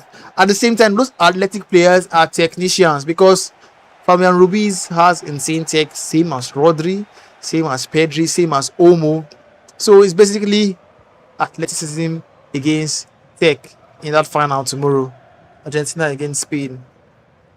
You know, we've been seeing some predictions online. Some people have, we saw predictions. Some people said in 2021 Argentina was going to win a final against Spain 3-2, and now that both teams happen to make the final, that tweet has resurfaced on the internet, and people are like, "Wow, let's see how this plays out." And I'm sure now people are asking themselves, how would Spain concede 3 goals to Argentina when they've conceded just one all tournament? Well, anything is possible because it is football. On your screen, you can see this man, Doom. Doom will be going up against Mr. Morale. He said, "I'm not losing any game again." He lost his first game to Cold Snow, and now he would look to get his first win in this matchup against Mr. Morale. How do you see this game panning out? Well, this should be a sure win for Doom actually. Mr. Morale, Mr. Morale has been impressive today, honestly, but considering his form of late and considering Doom's form, Doom should get this in the bag. Well, you heard it there from 1A1 saying Doom should get this in the bag. Mr. Morale, the red jersey, playing from right to left, and Doom in the blue jersey, playing from left to right. Mr. Morale trying to get himself in a shooting position, but he was offside there.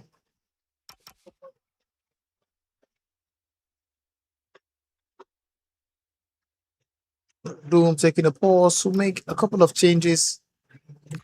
He said, I'm not losing any game again. And he'll be looking to live up to that. And you can see him being coached there by the best player in River State, who just took an L to Cold Snow in Dexter. And he coached Doom to a win for himself. Anytime Doom has sat down on that seat right from the start of today, and L has always been imminent. There, beautiful shot. Beautiful save there from Thibaut Courtois. And Mr. Borrell trying to quickly counter-attack, but then he's gifted the ball to Doom, and Doom has gotten it back once again. Now Semenyo on the attack for Mr. Morale. That pass didn't just land at the feet of the attacker. Now Doom is on the attack once again. Finds Nico O'Reilly. The ball is intercepted. Hendrik finds Kante, and Kante looking for Semenyo, but Semenyo was just blocked there. And now Chawinga gets the ball back. You can see he was sent out on the run with Nkapi. Now finds Kylian Mbappe, and Mbappe back to Chawinga, and now Andres Iniesta, and you can see the player lock there, Vicky Lopez. He cancelled that roulette there. That was expert. That was done beautifully there by Doom, cancelling the roulette in the last minute. You see this guy, he wants to get that win. He needs to get that win, and up through pass. It's not something we really see from Doom in this game. He's not someone who always opts for the up through, but there he actually did it, and it's almost landed at the feet of the player. Yeah, I've played against Doom a few times, and the first thing you should be bothered about is high pressing. And it seems like Mora was able to bypass that to get his first goal. And Doom has gone behind against Mr. Morale. You heard 1A1 saying you need to be very careful about his high pressing. But Mr. Morale seemed to have bypassed that because he's gotten ahead in this game, and now Doom has to chase the game for the second time today.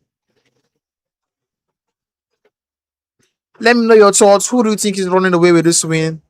Let me know in the comments down below. Do you think Mr. Morale will have the edge over Doom? Or do you think Doom will make a comeback and go on to get the win in this game against Mr. Morale? As things stand, is currently losing 1-0 against Mr. Morale. 17 minutes on the clock, and Doom is in the position he doesn't usually find himself in. You could see an up-through pass there, and Doom! Beautiful shot. And even more beautiful save for Thibaut Courtois. Mr. Morale will be thanking Thibaut Courtois for still keeping him in this game, because he don't want to be in that situation against Doom, but for how long can this guy stay out? He's gotten the goal for himself, and then he's drawn level, and there Mr. Morale with a chance to get himself back in this game, and that was a huge miss there for Mr. Morale. That kickoff I was talking about earlier, and I didn't even expect that. That was so quick. Luckily, Doom was able to defend that. Doom was able to defend that really, really well, but Mr. Morale has gotten the ball back once again. N'Golo Kante. And now Andres Iniesta finds Semenyo. Semenyo to Kylian Mbappe. Mbappe, you could see him triggering lots of runners there. And Nico O'Reilly trying to latch onto that ball. Bombito was just positioned expertly there. Or rather, that was Konate. And now Mr. Morale is trying to regroup. Finds Davis. He finds Rashford. Lionel Messi. Messi, you can see the technical plus there. The sign and Kante. Tries a fake shot, Sergio Busquets. And now Semenyo. This could be a goal here. And Mr. Morale has gone ahead for the second time in this matchup against Doom. Beautiful fake shot there from Semenyo. The low driven to follow suit. Doom has found himself behind once again. That low driven shot again, like it actually looked like the goalkeeper was going to get his feet to it, but I'm surprised it got into the post. I don't really know what to say. It looked like the goalkeeper was going to get his feet into it, but unfortunately not. Now Doom is chasing the game for the second time today. And Messi. Now Mr. Morale, first time through pass. Semenyo with the ball. Sergio Busquets. Mr. Morales, he has the ball with Messi. Messi twisting and turning in the box, but then it was just blocked there. And now Doom will be looking to counter. He finds Chawinga and a true pass there. And Andres Iniesta. Andres Iniesta has drawn Doom level. These players, end-to-end action from both players. I see that through pass there to Iniesta. That was an incredible goal. Like he triggered Iniesta earlier in the midfield, and he like did as if it was a decoy, but he ended up giving the true ball. And I thought he was going to do the cutback, but he just took the shot directly into the post. Nice goal by Doom. Really, really nice goal there from Doom. He hit it from 1A1. The decoy run was actually the main run. Now we're looking to build on this. He's in the box with Kylian Mbappe. Mbappe, you know, he's dangerous in this sort of areas. Finds Chawinga, who wasn't offside. Chawinga still around the box. Mr. Morale tracks that run perfectly and is looking to send his attackers on the counter with Messi, who finds Hendrick. He decides to go all the way back, and Sergio Busquets has the ball now. Sergio Busquets finds Alphonso Davies, back to Sergio Busquets. Messi finds Kante. Hendrick. Now Doom finally gets the ball and looking to counter. Yeah, he finds Kylian Mbappe and the first time through pass to Chawinga. Chawinga is offside there. That pass, you can see Chawinga already get her foot off the ground, about to unleash one of the most wicked shots. But can Rashford unleash that shot before she does? He decides to go back, and Lionel Messi tries to finesse it into the top corner, but on his right foot, I don't think that was going in. It's like a counter game. Each player just trying to punish the opponent for missing a chance. Well, each player trying to punish their opponent for missing a chance. Mr. Morale almost getting a good chance or a good shot at goal there. Messi inside the box fight Sergio Busquets. Now he's lost the ball there, and Doom immediately sends those players on the run for the counter attack. Twisting and turning with Chawinga. He finds O'Reilly. There's space. Kylian Mbappe back to O'Reilly. Kylian Mbappe twisting and turning, finds Vicky Lopez. Vicky Lopez to Chawinga. She's in the box. He tries a roulette there. But that skill move was just blocked at the appropriate time, and Mr. Morao has quickly sent his players on the attack, and that was a last-ditch sliding pass, or rather a sliding tackle, to still keep this game level. That was a serious slide tackle by Doom with Virgil van Dijk. Like, I actually thought the striker was going to get to the ball before him, but luckily he was able to stretch and get that to his goalkeeper. He was lucky enough to stretch and get out to his goalkeeper. 45 minutes on the clock. It is 2-2, and that could change soon because Mr. Morao is still knocking on the door. But, well, it's the end of the first half. It ends 2-2. Drew will be asking himself, what can I do to get ahead in this game for the first time? Mr. Morao will be asking himself, what can I do to stay in the lead when I go ahead?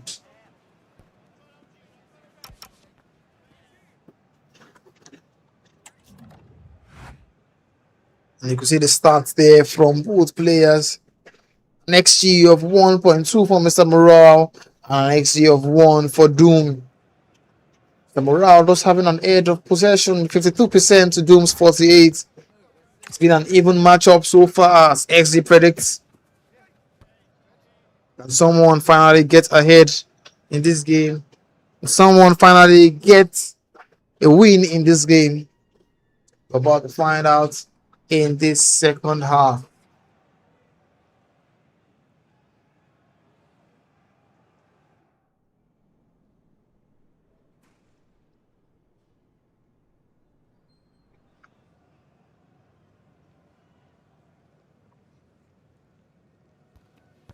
Both players still taking instructions from their coaches on what to do next, on what to do to get themselves into winning ways. Well, we are on the way for the second half. Doom against Mr. Morale. 2 goals each for both players. Doom has always been chasing the game. He's gone behind twice and he's come back twice, and he finally go ahead. And now see Andres Iniesta, the man who got the first goal for Doom. You see him trying to give a first time driven pass into the feet of Kylian Mbappe, but it was easily intercepted. And now Mr. Morale looking to counter almost immediately. He has Marcus Rashford down the flank, and Messi finds Hendrick. He's lost the ball there, and that's a free kick.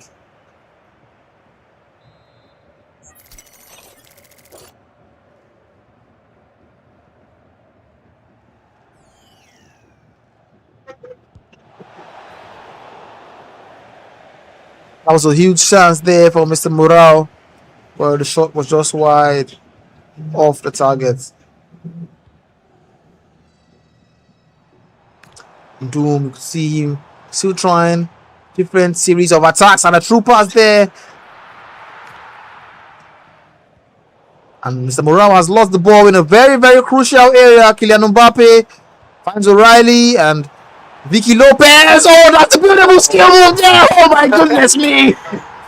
That came out of nowhere. Like, What a goal that was from Doom. No one expected that. This guy, what a beautiful goal that was. Oh my goodness. like right in between two center backs. Like, they watched her do that, and there was nothing really Mora could do at that point.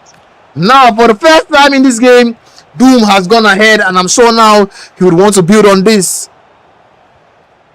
Mr. Morale will be looking to get an equalizer. He could just do that here with a beautiful shot. Molika Casillas with a marvelous save, and the corner is taken. And Sergio Busquets, Messi, Mickey van der Ven, Hendrick to Konate. If Mr. Morale should lose the ball here, it will be really dangerous because his defenders are out of position, and Doom about to slide that pass in to Kylian Mbappe, and you could know that for sure he would have been away had he gotten that ball. Well, Mr. Morale has gotten the ball back, and Marcus Rashford! And that shot just wide of the post. Now Doom trying to build up from the back, finds Hinkapi, who sent a through ball to Chawinga. Now Doom still waiting patiently, looking for space, going all the way back. Pass to Kylian Mbappe. O'Reilly tries to get to that, but now Mr. Morale has a chance to get another attack. He finds Hendrik. Hendrik will be looking for a through pass there to Marcus Rashford. Doom trying to tackle him, finally able to get the tackle, and he's on the attack on the other end almost immediately. Now you can see a couple of players there being triggered, and Doom and Kylian Mbappe is in space. The low-driven effort was saved there by Thibaut Courtois. Mr. Omura defended that really well. Like, I actually didn't expect him to stop that goal, but kudos to him. Well, he defended that really well, but for how long? Because Doom was knocking almost immediately right from the corner. Mr. Morale has lost the ball there to Doom again, and there's Iniesta with the ball now. Finds Hinkapi.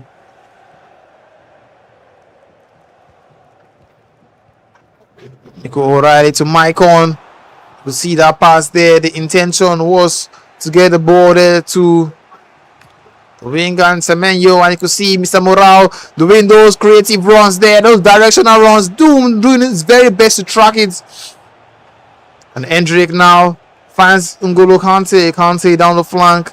We're looking to cut this ball back. Still twisting and turning, looking for space. Messi. Still Messi on the ball. Finds Rashford. You can see that flick over the defender there. Tries to cross it in, but the goalkeeper, or rather the defender, just blocked the ball. And now Doom, you can see, trying to take it a bit slowly. And that's a beautiful through pass there to Semenyo. What can Semenyo do? That's a huge miss there from Doom on his part. And he knows that. That was a serious miss by Doom. I just hope he doesn't regret it later. Well, there's lots of space here for once. And that was a wrong pass there from Mr. Morale. You'd have expected better there because there was lots of space there, and Mr. Morale does happen to play the wrong pass in that situation. Could he redeem himself? Yeah. Messi! Oh, just looking for the perfect place or the perfect position to get his shot off. But Doom was defending for his life. Now Doom is on the attack almost immediately. He finds Maicon. Maicon finds Kylian Mbappe. Mbappe, he looks ahead. He has a couple of options. He finds Antonio Semenyo. Kylian Mbappe attacks to Semenyo and Vicky Lopez. Back to Vicky Lopez. Back to Kylian Mbappe. Some crisp passing there from Doom. Looking for that space. Trying to catch Mr. Morale's defense. Off guard. I see a comment here saying, oh, did they win PJ? Yes, PJ lost to El Dorado. 7 goals to 4. He lost to El Dorado, and it's not what he would have expected coming to this game. El Dorado always seems to get the upper hand against him, and today was not any different.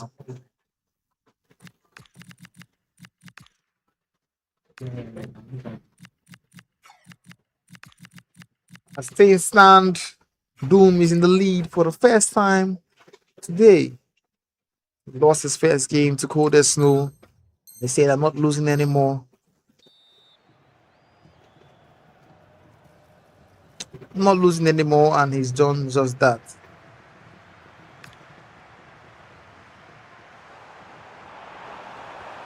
Well, the throw-in was taken, and Doom still has possession of the ball.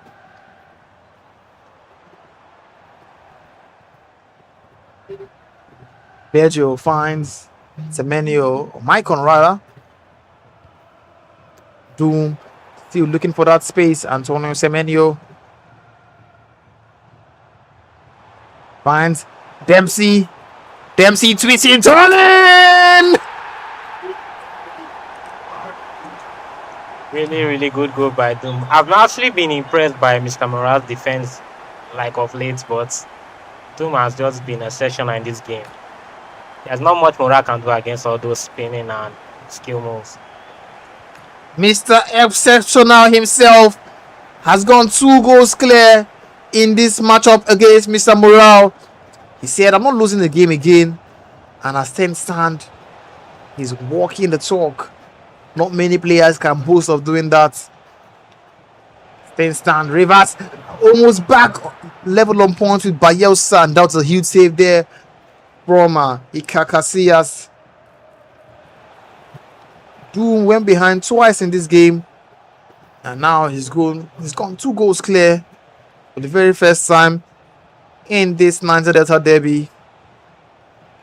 He'll be looking to finally come out with a win in this matchup against Mr. Morale, who has been quite impressive. You will say that he's defended bad. He's defended really well, I must say. The 2 goals have just been absolutely exceptional goals. The first goal, I really don't know what skill that was to get out of that tight situation. And basically the second is almost the same. Switching and turning, trying to get the players on their favorite foot. Not even, it doesn't really need to be their favorite. Just get them in a position where they can finesse. That's exactly what Doom, that's basically his entire gameplay. Now he's ahead by 2 goals. Mr. Morale on the verge of losing the second game in a row. Will the scoreline be respectable, or will Doom look to add more? He has Semenyo down the flank. Semenyo looking for the pass. He finds Hodo, back to Semenyo. You see him taking the piece there down. Corner flag, and now Mr. Morale has gotten the ball almost immediately and has decided to send his players down on the attack. A true pass there to Semenyo. Semenyo looking to cut inside. He finds Messi in that situation, in that position. He knows he's about to pull the trigger, but he just ran into a bucket load of blue defenders. And now Doom on the other end, countering almost immediately. There, that's a foul there. At this point, you feel this game over? Yeah. Doom has gotten this game already. But it's an intense game, I must say. Moral played really well. He defended really well. He attacked really well. But Doom was just the better player in this game. Doom was just a better player in this game. Mr. Morale, for all his hard work, it's been undone by 2 exceptional goals from Doom. Finally saying Doomsday has arrived because he's in the lead against Mr. Morale, who started on a high today, but now it's been all bad since then.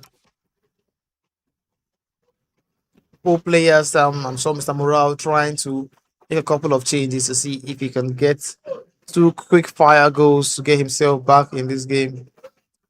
We'll be looking and hoping that at least he just gets himself back in this matchup against Mr. Morale.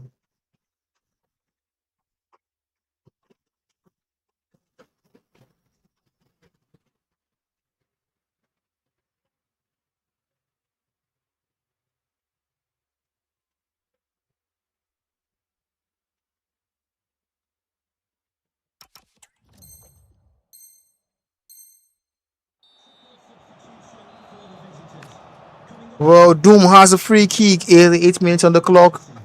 At this point, you could say it's done and dusted. Yeah. This game is gone already. Like, this is a win for River State. That means River State are level on points again with Bayelsa. It's actually a tight tournament, actually. It's a tight derby. Yeah, it is. A lot of people have expected the Bayelsa boys to just walk this, but the Rivers guys have put up really, really good fights, and you could understand.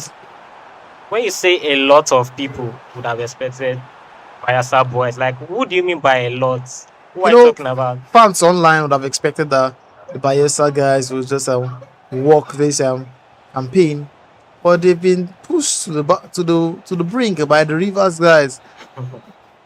Well, that game is over. Doom has gotten his first win of this campaign, and it's at the expense of Mr. Morale, who is on a losing streak, currently lost 2 games in a row. Not the kind of end he would have wanted for himself to this Rivers against Bayelsa tournament. Well, you can see Rivers against Bayelsa. This is the one. We'll be here again tomorrow, day 2, by 2 p.m. For the continuation, you see 2 states, 1 champion, 1 rivalry, 1 goal. And as things stand, both states are level on points. Both states sit on maybe 16 points. Yes. Yeah, both states sit on 16 points each. Both states have 5 wins and a draw.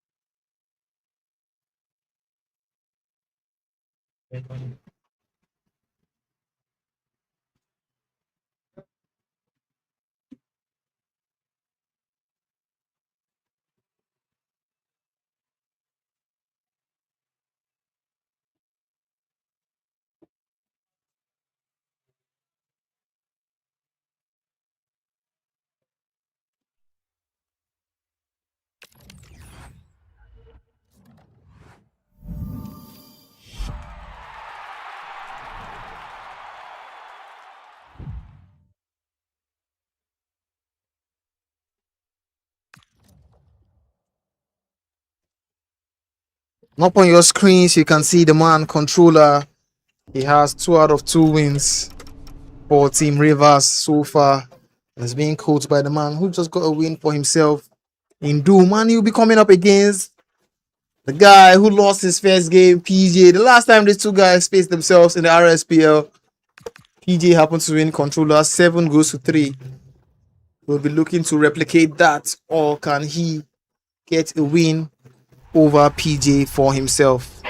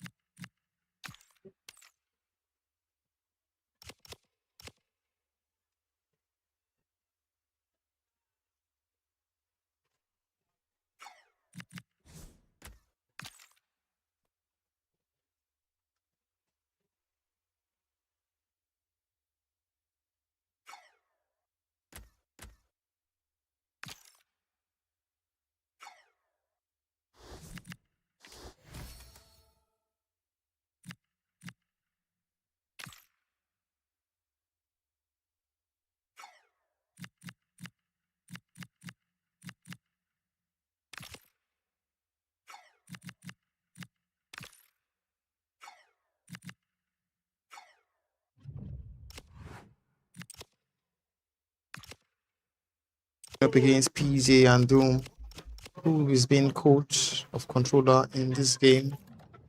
Well, I have another pro gamer with me at a commentary gantry today in the person of Fonzie. Fonzie, how are you doing? I know you lost your game today. You played one game, right? Yeah, Two games, and you lost both of them. So what steps are you taking to get yourself back to winning ways? I think the second game I was better than the first game. So let's say about the third. I'll definitely win. Definitely win. All right, you heard it there. He said he'll definitely win. He needs to lock in so that Team Rivers have a fighting chance because, like these Bayelsa boys are not here to play. Not yet. We're waiting for both players to get their team set up to give us a showdown. Like I said, the last time these two guys faced themselves in the RSPL, PJ won the game 7-3.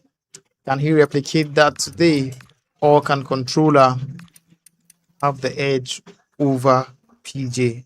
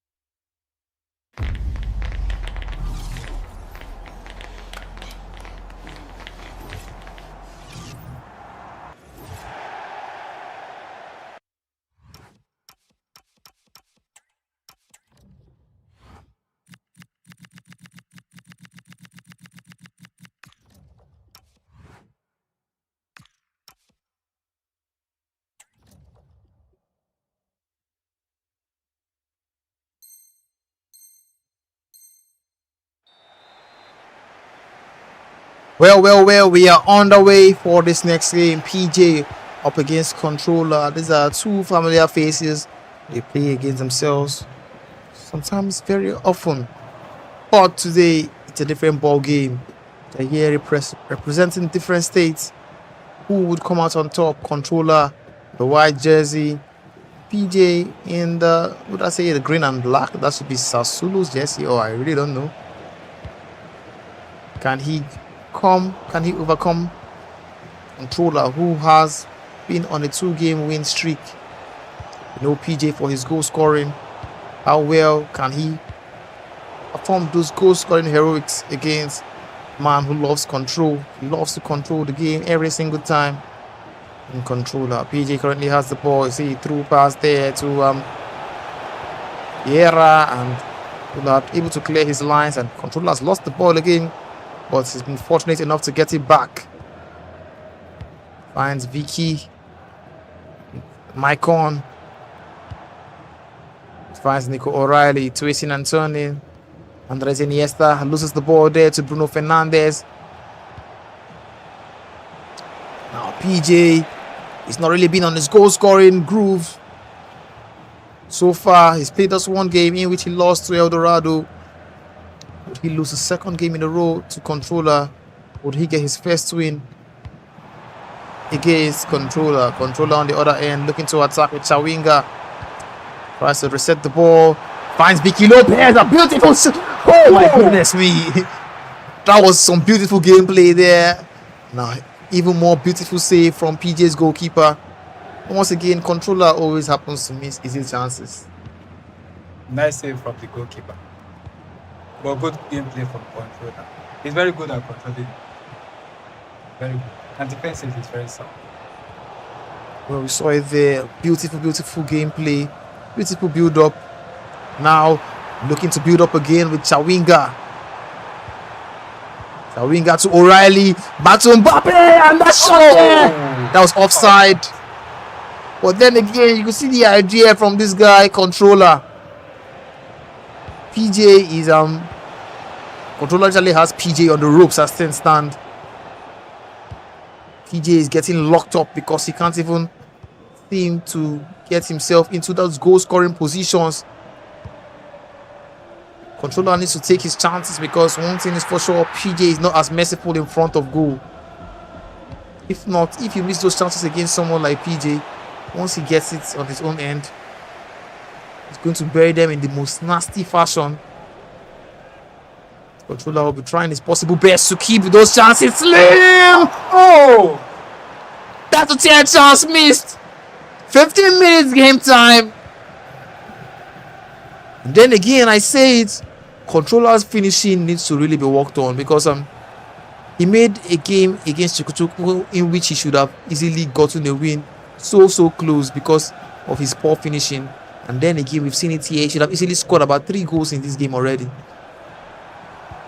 So he would hope that he doesn't get punished because PJ is some of what we call the punisher. If you don't take your chances, he's going to punish you in the most brutal manner. Yes, PJ coming down the flank. He finds Williams and Bruno Fernandes. Shot there is blocked and Nkapi tries to play out from the back. Finds Semenyo. Controller still possession of the ball. Finds Vicky Lopez. And controller finds Semenyo again. Semenyo is down the flank. Cuts inside. And Andres Iniesta! Oh my goodness. What a block. Beautiful block there from PJ's defense. Now PJ has gotten the ball and is on the counter almost immediately. Controller tracking that run. Well, we would say he was a bit lucky there because the ball just came off his defender. Now controller is giving the ball to PJ. Dangerous position. You could see the player locked there and Williams. Then again, PJ.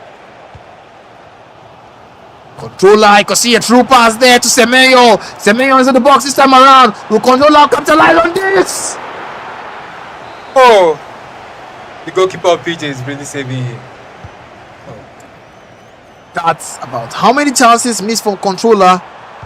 About 5 different good chances to score a goal in this game. Controller has missed it.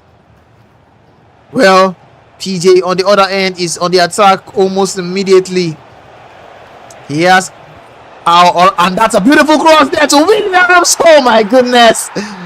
Like I said, PJ is not as merciful. And he's gone ahead in this game totally against the run of play. That is FIFA for you. This game has a way of punishing people that miss chances. Oh no! He responds.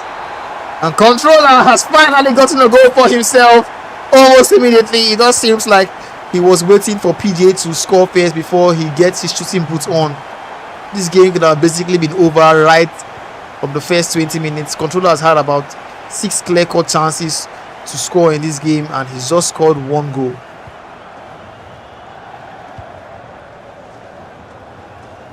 "27 minutes in, 1-1, but I tell you for sure that the scoreline doesn't tell the full story because controller has been absolutely destroying PJ. Every statistic that you feel you can use, but PJ, like I said, is not merciful, and that there is a penalty. I think it's a free kick. That's a penalty. Oh, a free kick! Wow, that was outside the box. Nothing else. Oh, that hits the post there. And now PJ has gifted the ball to controller. Vicky Lopez finds Maicon. Back to Vicky Lopez. Back to Maicon. Controller trying to build up. Andres Iniesta.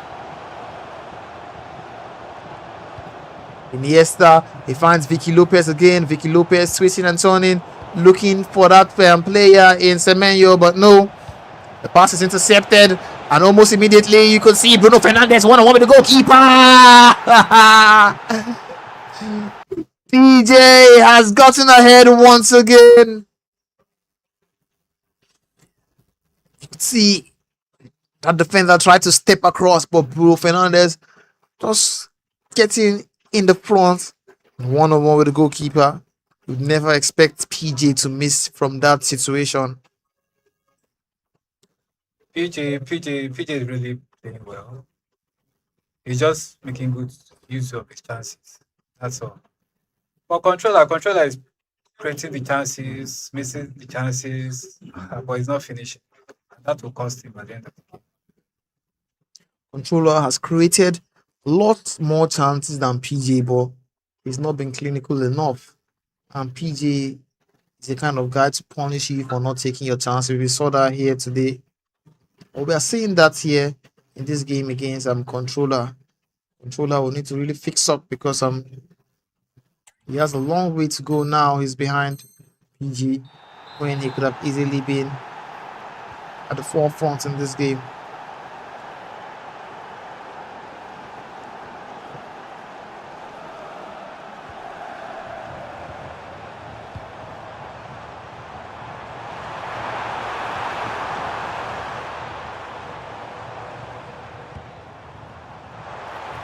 The Controller has the ball in the box, looking for that space with Chawinga and O'Reilly. That's another huge miss there from Controller, or rather, a good block. He will take this corner short. Finds Chawinga, Semenyo, and Mark Pubil. Atletico Madrid player gets his way. Marcus Rashford now gets the ball. Lothar Matthäus and an up-through pass there. Controller defending that really well, but he's gifted the ball to Nico, or rather Inaki Williams. And Lothar Matthäus. And Williams, and this time around, PJ is running riot.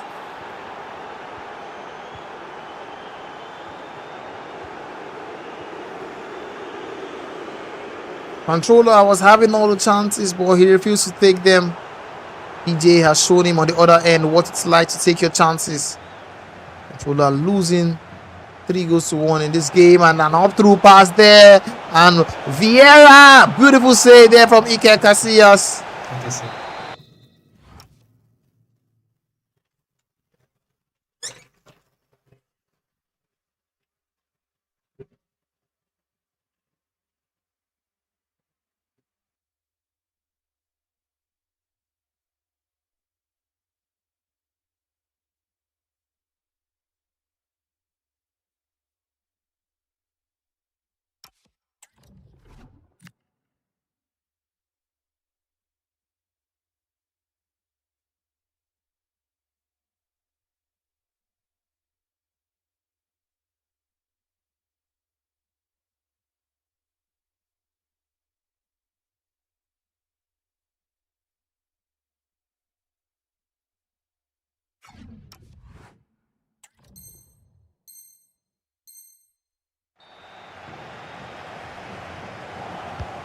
Corner is taken.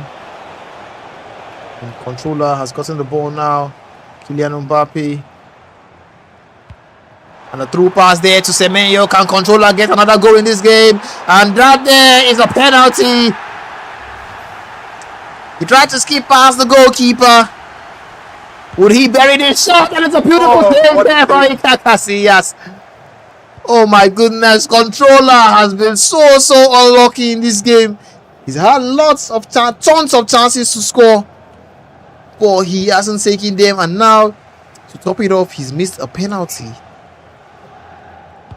He's had a chance to actually score about 8 goals in this first half. And this time around, can he take it?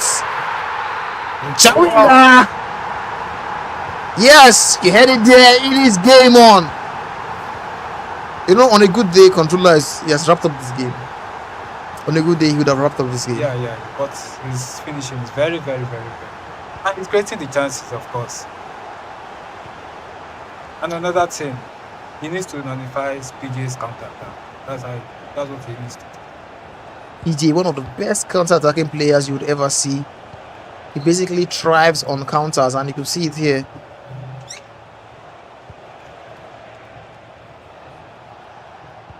Three goes to 2. We're waiting for the referee's first half whistle to come to an end. And here it is. The referee has blown his whistle for the first half to come to a close.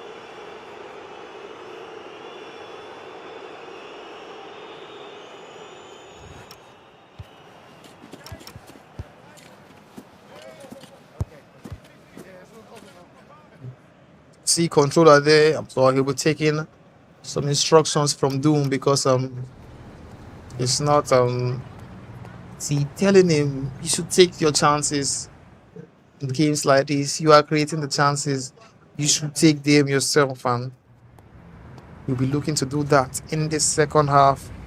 It's just one good deficit. He can come back from that. It's not much, I must say. He has the ability and the capabilities to actually come back from that one good deficit. Well, we are into the second half. Controller still trailing by 1 goal. But now he has the ball with Kylian Mbappe. The way this guy twists and turns, and now Chawinga is one-on-one with the goalkeeper. Oh my goodness. Controller has drawn level once again. He's had the opportunity to score about 10 goals right from the first half up until this moment. But he's taking just 3 of them. And now he will look to capitalize on this and build up to scoring more goals in this second half.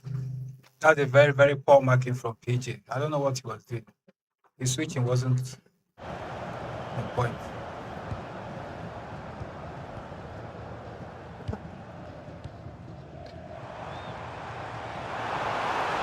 I want it again. Oh my goodness. What was that? Oh my goodness. Controller has gone ahead. I think this is the first time he's leading in the game. Yeah, I think this is the first time he's leading in this game. Controller. He has been the better gamer. Like I said, this guy should have scored about 10 goals in this match. It's quite embarrassing that it's just 4 goals. This guy is basically one of the best that you see. Look at the way he's creating the chances, the amount of chances he's creating. It seems every time he has the ball going forward, a goal is almost imminent.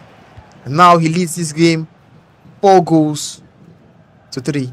It was the same match. It was the same issue with the game against Chukwuchukwu. He won that game 3 goals to 2, but he could have easily won that game about 8 goals to 3. And now again, controller with Chawinga down the flank. Can Chawinga breeze past that defender? Chawinga! Oh my goodness. He still has the ball and tries to cut back there, but the ball was just intercepted. And now PJ will be looking to counter almost immediately. You could see that through pass from afar. And Marcus Rashford will be looking to cut inside. And this time around, PJ! It is 4-4.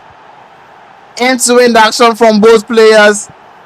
Like I said, the last time these guys faced off, PJ defeated Controller 7 goals to 3. But this time around, Controller has already passed that 3-goal mark as he has scored 4. But looking to add to his tally as the game is back level. Where Kylian Mbappe. PJ will be looking to keep that ball in, and Williams stores that. Mark Pubil finds Minos. Luke Fernandez lays the pass to Rashford, who finds Mateus. That through pass there, you can see the cut back in the air. And Davis. Controller defending that really, really well. Well, Kylian Mbappe twisting and turning, and you know that the true pass is imminent. Is that offside there? And yes, it is. PJ just tracking that defender inward in the last second. PJ keeps the ball in with Mark Pubil. And that's beautiful chance there. Bruno Fernandes. Now controller has played the pass into Kylian Mbappe. Mbappe, see that pass. Oh, that pass. Driven pass into the incoming player, Bruno Fernandes.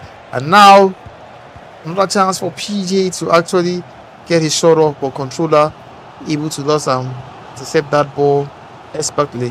Now Kylian Mbappe, who has a lot of tricks up his sleeve with the way he moves, and now you see a pass there. Kylian Mbappe, what will Mbappe do? He tries to finish it in the top corner, but the shot is blocked.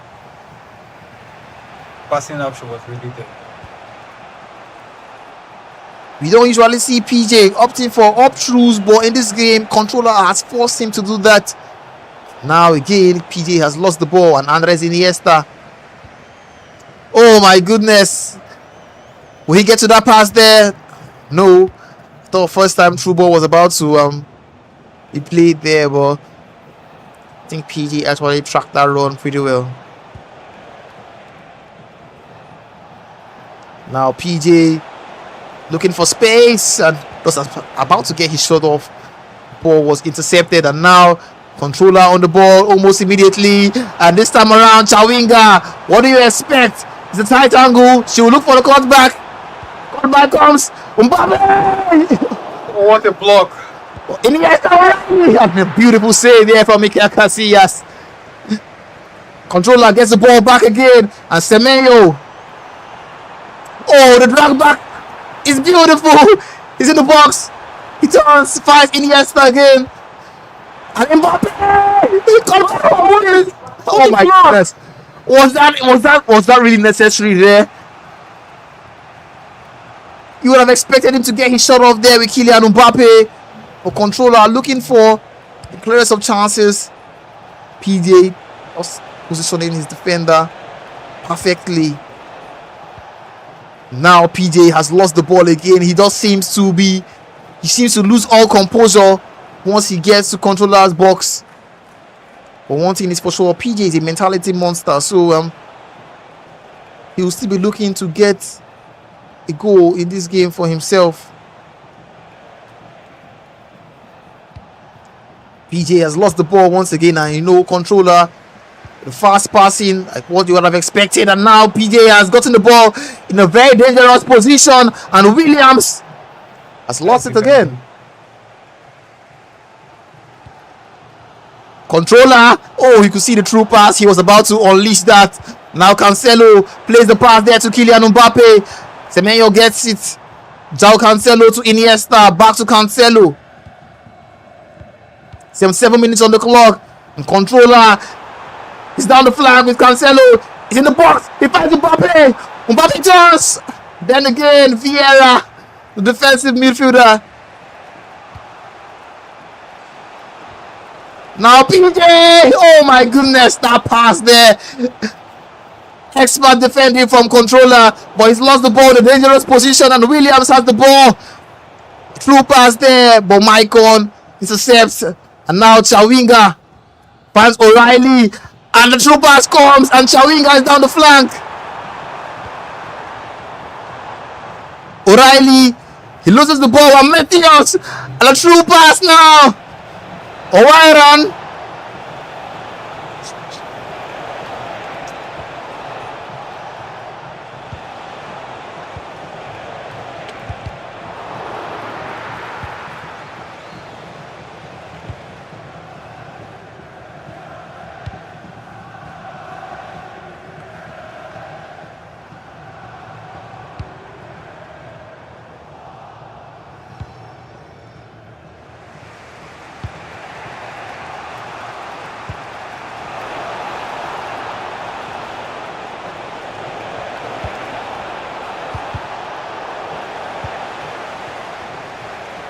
Now, 84 minutes on the clock, and we've not seen a goal for quite some time. Controller, the man having more chances, and he just failed to capitalize on most of his chances in this game against PJ. I mean, it's the last 5 minutes. Still 4-4. Both players grinding out to see who will get 3 points out of this game. And oh my goodness, PJ has stolen it! In the 86th minute, PJ finds a way to slot in one into the back of Controller's net. I mean, I never see it coming. It was Controller all along. Controller who had the good part of the game so far in the last 10 minutes. But somehow, some way, that pass just slipped through the defense. And Controller, who has been good all game, is suddenly behind. Yeah, Controller, he's easily had a chance to score about 15 goals in this particular match against PJ. But he's not been able to capitalize on most of his chances. And now PJ, like I said earlier, he's the kind of guy to punish you for not taking your chances. And now you can see it there. He's finally up again. 5 goals to 4. I mean, we literally just have 3 more minutes to go, and it's really sad because Controller has played a good game so far. I mean, he has taken the game to PJ. Judging by what we've seen so far, I think Controller should take this, but this is FC. The moment you slip up, somebody who is as good as PJ can any day, anytime turn up. I mean, it's a 9-minute half. It's not the usual 5 minutes or 6 minutes where we play in the RSDL or the RSPL. It is a 9 minutes half, and 3 minutes is a lot of time. I mean, we can still possibly see one more goal before this game ends. Yeah, it's very, very possible. And Controller now will be going all to attack and look to see if he can get an equalizer. He's basically been chasing this game, except for once in this match against PJ. He's had lots and lots of good opportunities to get ahead, but he couldn't take them. Said PJ is not as merciful, and you could see PJ, once a chance came, he just capitalized and scored. 89 minutes.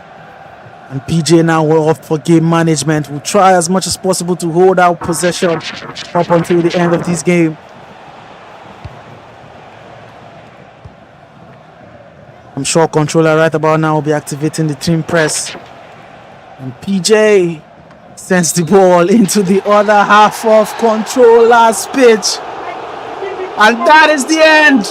PJ takes the win in this one. In a game where Controller had most of the control of this game, PJ managed to snake out a 3 points from this particular fixture. Controller against PJ, and I think this is the second time they're facing so far in the RSL, and also in the Niger Delta Derby. And Controller has still not been able to get a win over PJ. Yeah, the first time they faced themselves in the RSPL, where PJ won 7 goals to 3, you could say it was really, really deserved. But today, Controller had lots and lots of chances to go ahead and probably wrap up this game, even in the first half. Or he wasn't just taking the chances; he still missed a penalty as well. So we'll be glad to come away with the win in this game. I mean, it's really, really sad there for Controller. I mean, you could see from what 1A1 said earlier, Controller has been a very, very impressive gamer for the Rivers team. And yes, he showed that impressive play yet in this particular fixture against PJ. But sadly, it was not enough to get him the 3 points from the Bayelsa's captain. Bayelsa's captain there coming up top in this particular game. He bested Controller and has taken 3 points. I think currently now the points should be the same. I think Bayelsa is currently ahead with 3 points after this win. Well, there you have it. Bayelsa with a foot in front after this last fixture.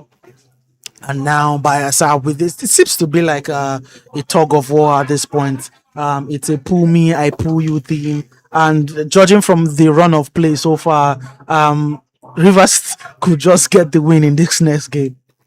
Yeah, exactly. Rivers should ideally have gotten the win in this game we just was concluded, but unfortunately for Controller, he wasn't able to be clinical enough, and PJ, is one of the most clinical players you will see. Clinical, to punish Controller, get the win. Like you said, you get me, you get your win, I get my win. So I wouldn't be surprised if we happen to see Rivers get this win in this next matchup.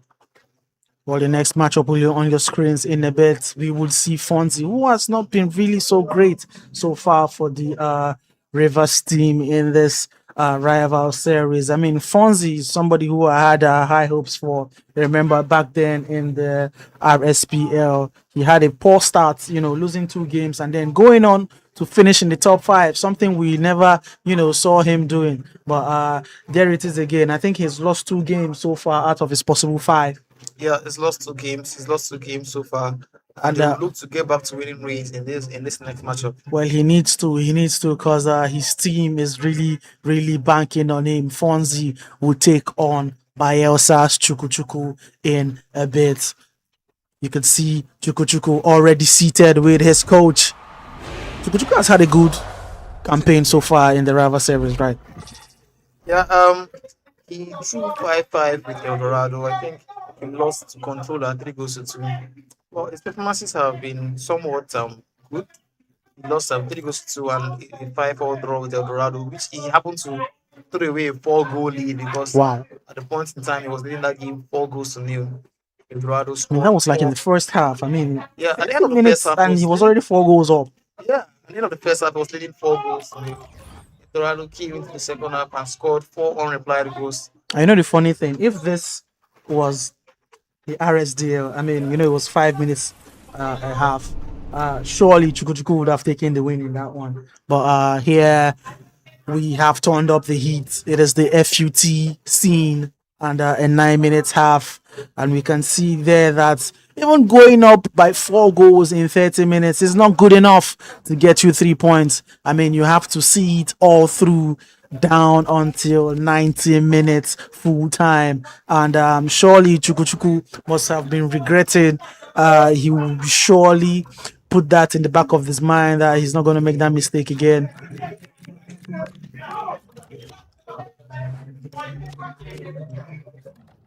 I think Fonzie is using the same team, same squad as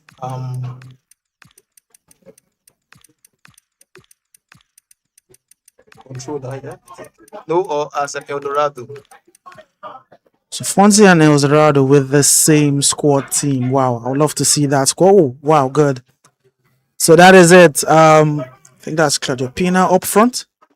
Yeah, that's Claudio Pena up front. We have Matt Skubu in attacking midfield, Chawinga down the left, Bruno Gumarais, Weston McKennie, Lauren James. Then in defense we have Hanko, Bombito, Romero, and Dumfries. Then in goal we have Ika Casillas.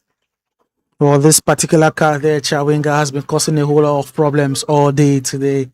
We can tell. I mean, having that lady there and the left flank does a whole lot of good to your gameplay. And Fonzie and El Dorado have that in their squad. So she will be looking to do a lot of damage for Fonzie against Chuku. And as for Chuku's squad, I think he's using the same squad with Coldest, yes. And Coldest, what a guy. 3 wins in 3 games. I mean, I cannot get over how good this guy has turned up right from the RSDL up until now. I mean, he's still unbeaten actually. Yeah, he's unbeaten. He defeated Doom, Dexter, and El Dorado. These are basically guys in the elite league. So you could say this guy could actually have a chance at being the elite league. Yeah. Well, do you see him getting a win against Fonzie? I mean, look at his squad. Mbampe, the big man there up front, and that Chawinga card there again on the left-hand side. He's got Dembele on the far right. You can see in that midfield there. Here is Bellingham. Riley, rather. Oh, I was going to say, when did Bellingham grow that afro there? But yeah, so O'Reilly there in the midfield, and I think his squad is not pretty. It's not really bad. It's actually a very, very nice squad. But then again, Fonzie has to try out his best to grind out a draw or a win in this particular game to at least get River State within reach of Bayelsa. I mean, look at the coach there, the team's captain Dexter beside Fonzie.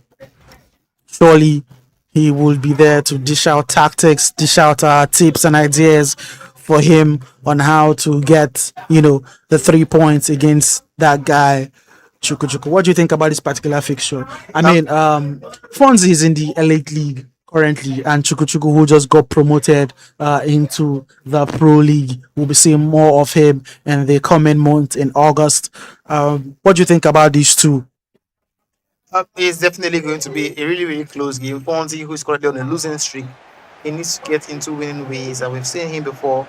It's someone who losses don't really phase him. He can get himself back, and he'll be looking to do that against Chukuchuku. Well, we are underway into this game. Fonzie taking on Chukuchuku. Fonzie for Rivers and Chukuchuku for Bayelsa. Remember, Rivers are in the lead as it stands. They are 3 points in the lead. They're 3 points more than Rivers at this point, and Fonzie needs to grind out at least a win here, or at least a draw, to at least stay within reach of Team Bayelsa. So far, so good. Fonzie will be taking his time now. Good pass there. Chawinga sends this pass to Pina. Finds Bruno Guimaraes. McKennie now. That was a misplaced pass. Possession now with Chooks. And he's taking his time with this run, waiting for that in behind runner there. I think Pina was a little bit too slow to get up front. Goretzka. And Chooks with Paqueta to Ronaldinho. Intercepted there. Fonzie now in possession again. Here's Claudia Pina, bruised off the ball. Ronaldinho, Maradona. Here is Ronaldinho again on the far left. Chooks now. Ooh. Almost.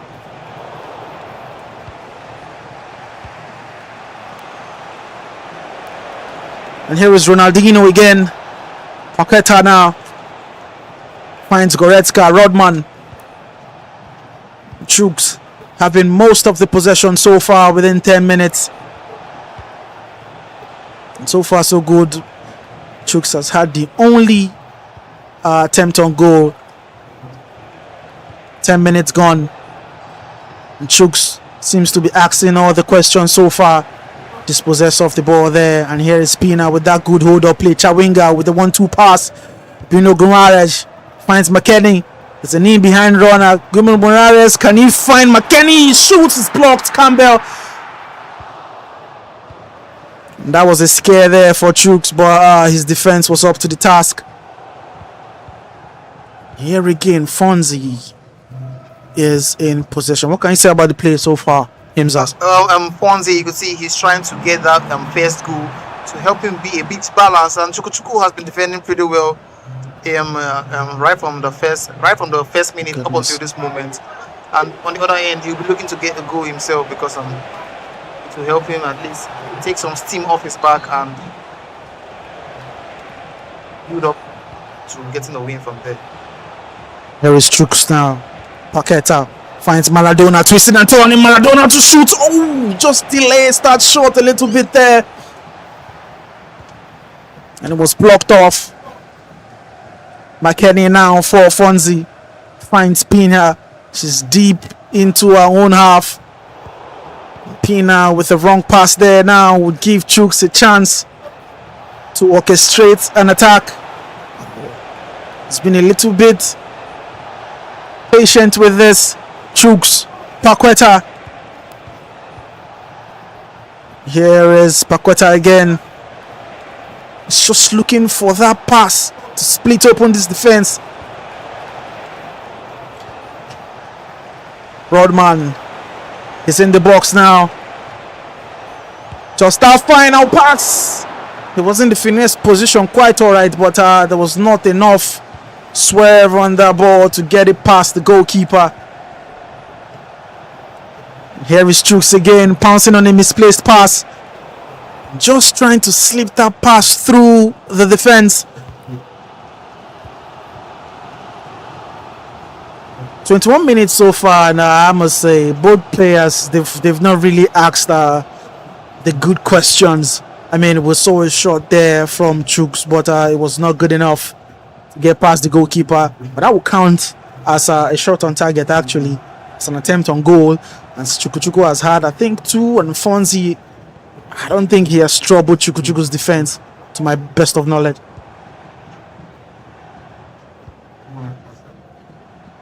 Here is Fonzie now looking to recycle position. Chawinga, ooh, just pushed off the ball there by Stanisic.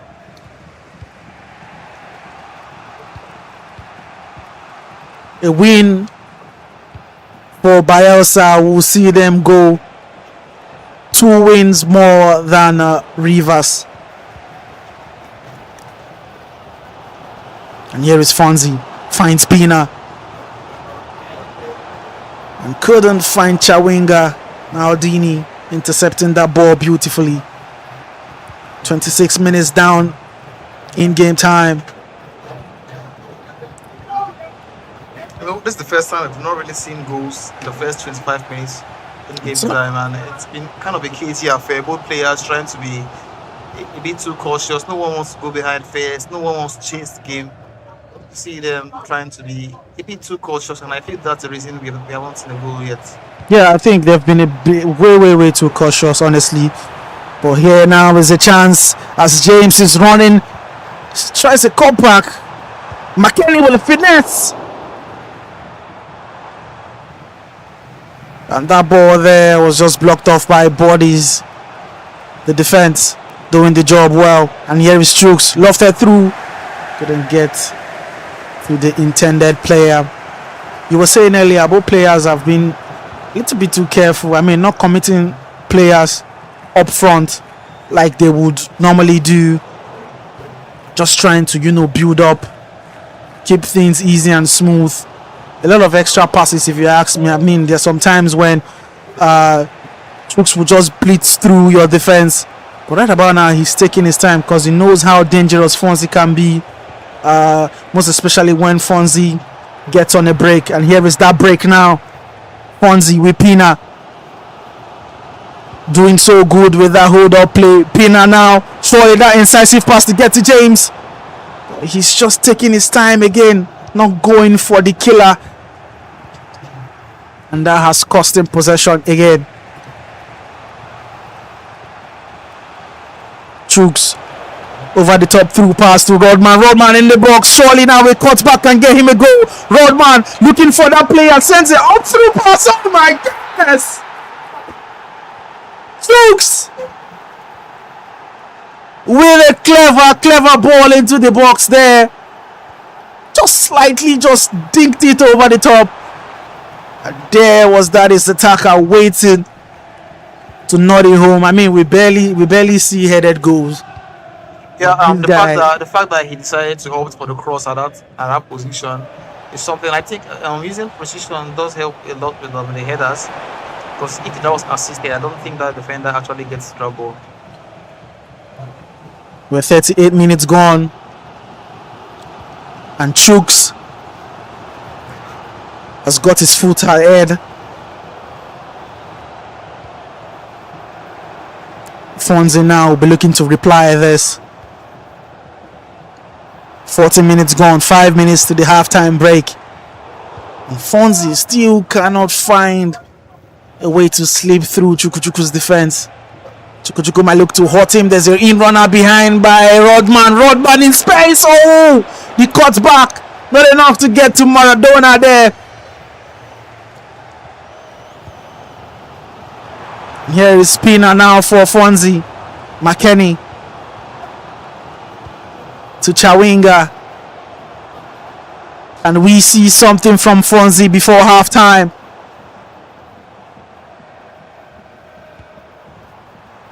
And here is Fonzie now. Lauren James in the box. Twisting and turning McKenny. And a pass. Too easily intercepted. I mean, so far so good in this game. Oh my goodness. Chooks in a split second gets the ball in the back of the net. I mean, I thought Chooks would opt for his usual hold-up play, playing around, trying to build up, but the chance was there, the pass was there, he saw it, and he delivered it, and it's in the back of the net. Fonzie trailing by halftime, 2 goals to nothing. This will be the third game in this rival series, and Fonzie is trailing. I can say he's not been having fun throughout today because There's no fun for him here. everybody he's come up across has named the belt, and it's not fun. So he needs to fix up. See, his coach Dexter will be telling him a thing or two what he should fix and what he should do to actually improve his gameplay. See, I feel his gameplay in the middle of the park is quite alright, but that final pass has been really, really lacking. I mean, this is a bit surprising for me. I mean, this guy Fonzie, he did really well, and he put himself now in the elite league. I mean, this is an elite FC athlete. I mean, and this guy Chooks, he came down from the ranks of the RSDL into the Pro League. It's giving Fonzie such a tough time. It goes a lot to say what we're going to see in the Pro League in August. I mean, I cannot wait. The RSDL fed us till we were full and overflowing. And this rival series, the NDD, the Niger Delta Derby, is just a glimpse of how the RSPL is going to pan out. But the second half has restarted. And surprisingly, Chuku is the one making the statement again. It is 3-0. And surely, from all I've seen, I don't think there's any way back for Fonzie in this. I mean, I know it's a 9-minute half, but Fonzie has not done a lot to impress me in this particular game. Yeah, Chuku in the lead and still having more of the chances, more of the possession. There would have been a way if Fonzie was actually playing well and down by 3 goals. It might have been a chance for him to actually get back into the game, but he's been poor, honestly. I mean, the chances created, I'm not even seeing it from him. The attempts on goal, I'm not seeing it. He's not even threatening Chuku's defense the tiniest bit. I mean, he's just playing around. Sometimes he gets the ball, he's around the box, he just passes and passes up until Chuku figures out the next pass and intercepts.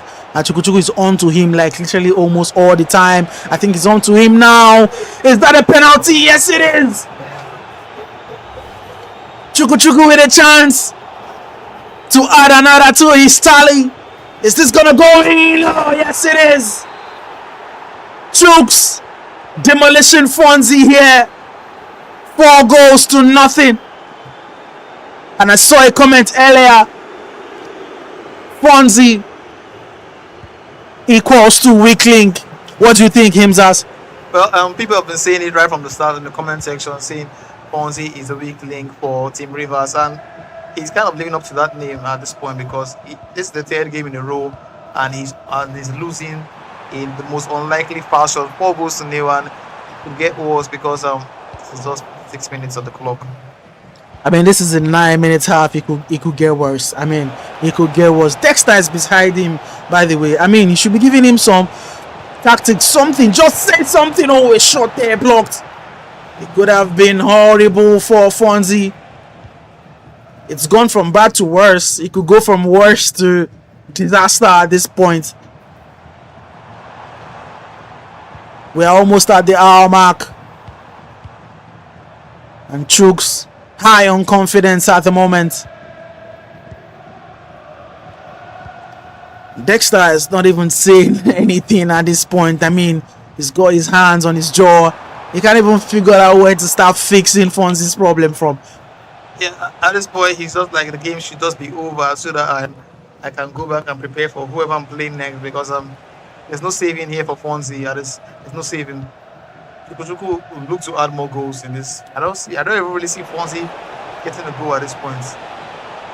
I mean, I thought I would see a different Fonzie in the second half.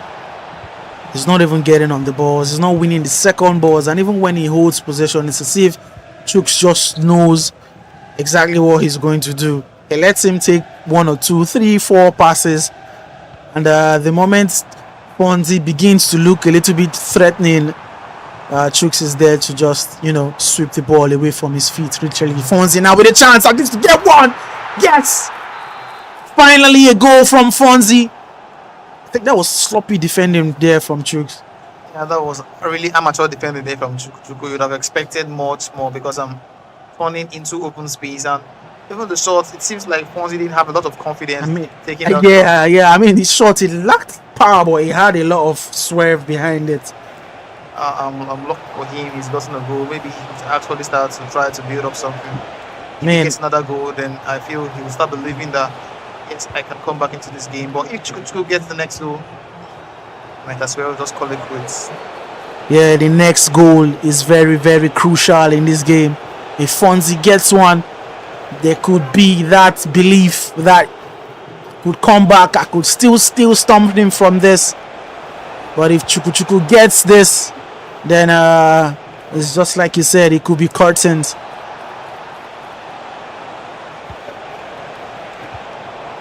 And here is Fonzie now, defending that attack beautifully, and he could be on the run here. Here is Chawinga, he's delaying her run. Chawinga now sprinting on the left hand side. Bruno Gumares, can he find the perfect cutback? Pina, and it's still Fonzie in the box. Oh, that pass to Chawinga there was lacking. And Chukwuchukwu immediately wins possession. He sends that over the top through pass. And here is Rodman to bury it. Oh, what a save! What a save!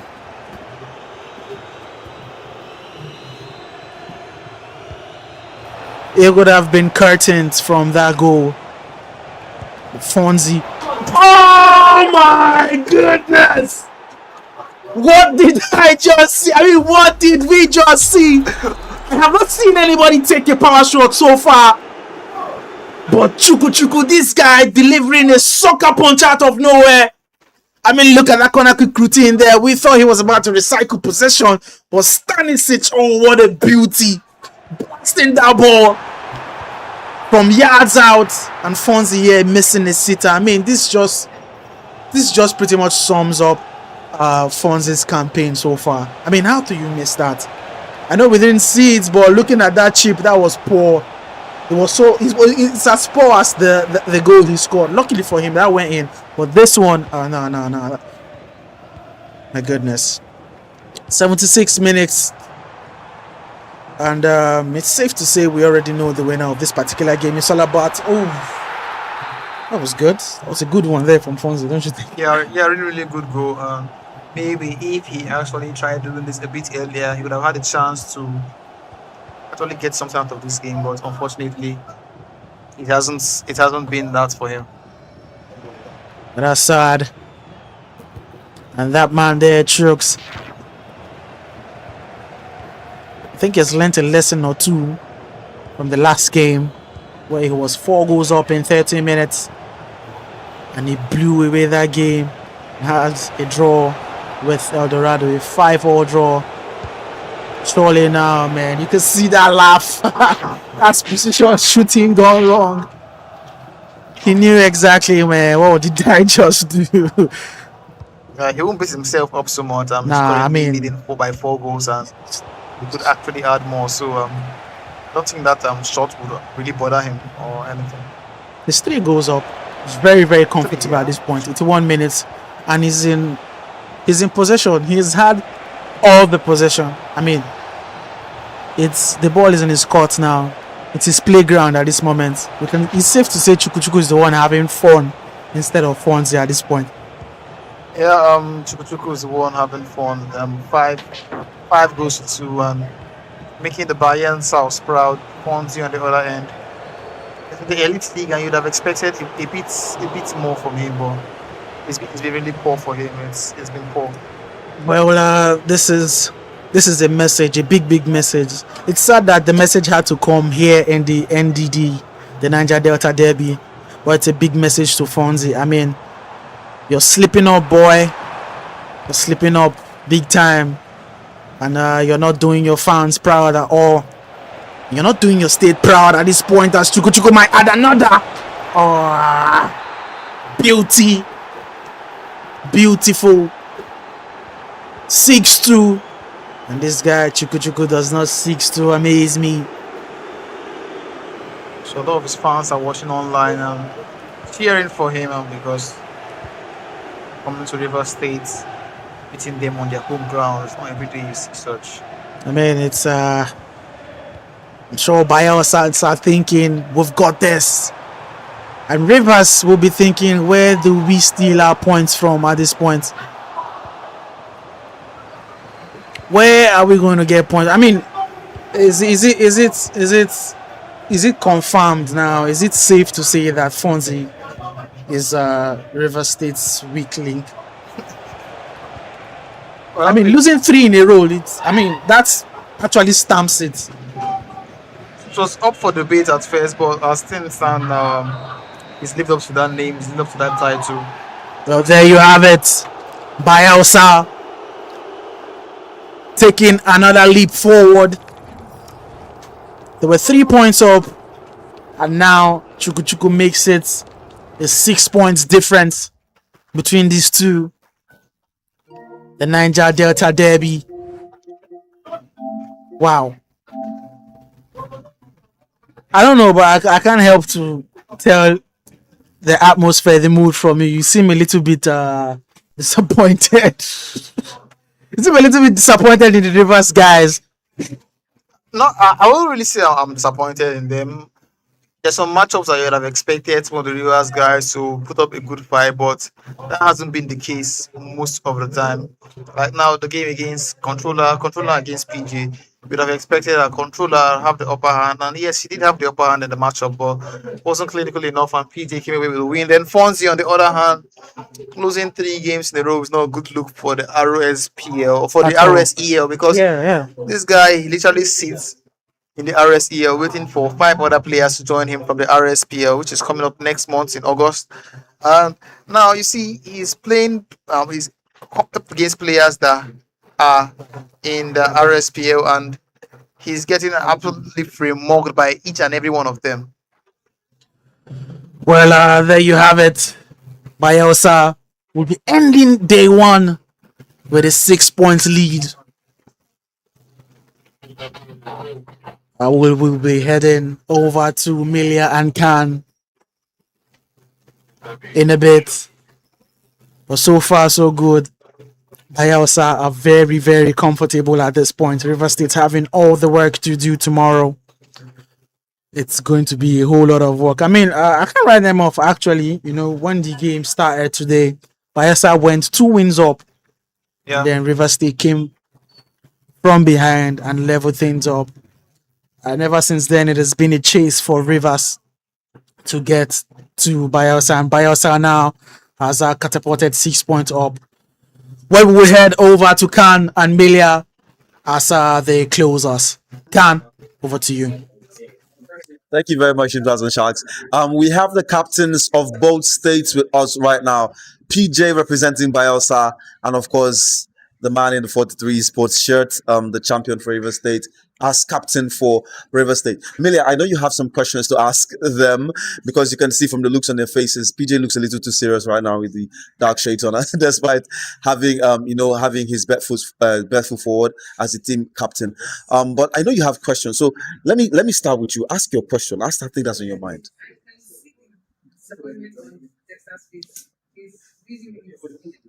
And I would really like to ask this now.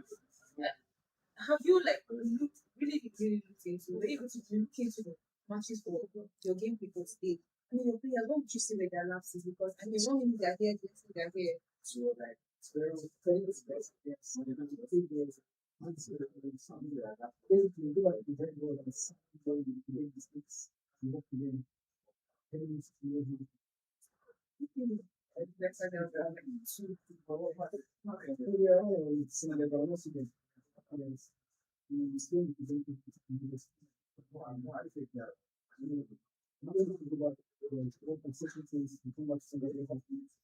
Okay, well, Dexter, I have a question for you. PJ said something when we sat outside. He said, pound for pound, the Barca players are better than the Rivers players individually, right? So, what do you think of that statement? Do you think that's a fact? Because I mean, you have more players in the in the elite league, and they have more players in the pro division. So, do you think that's a factual statement? Well, they can say what they want because they're not winning. So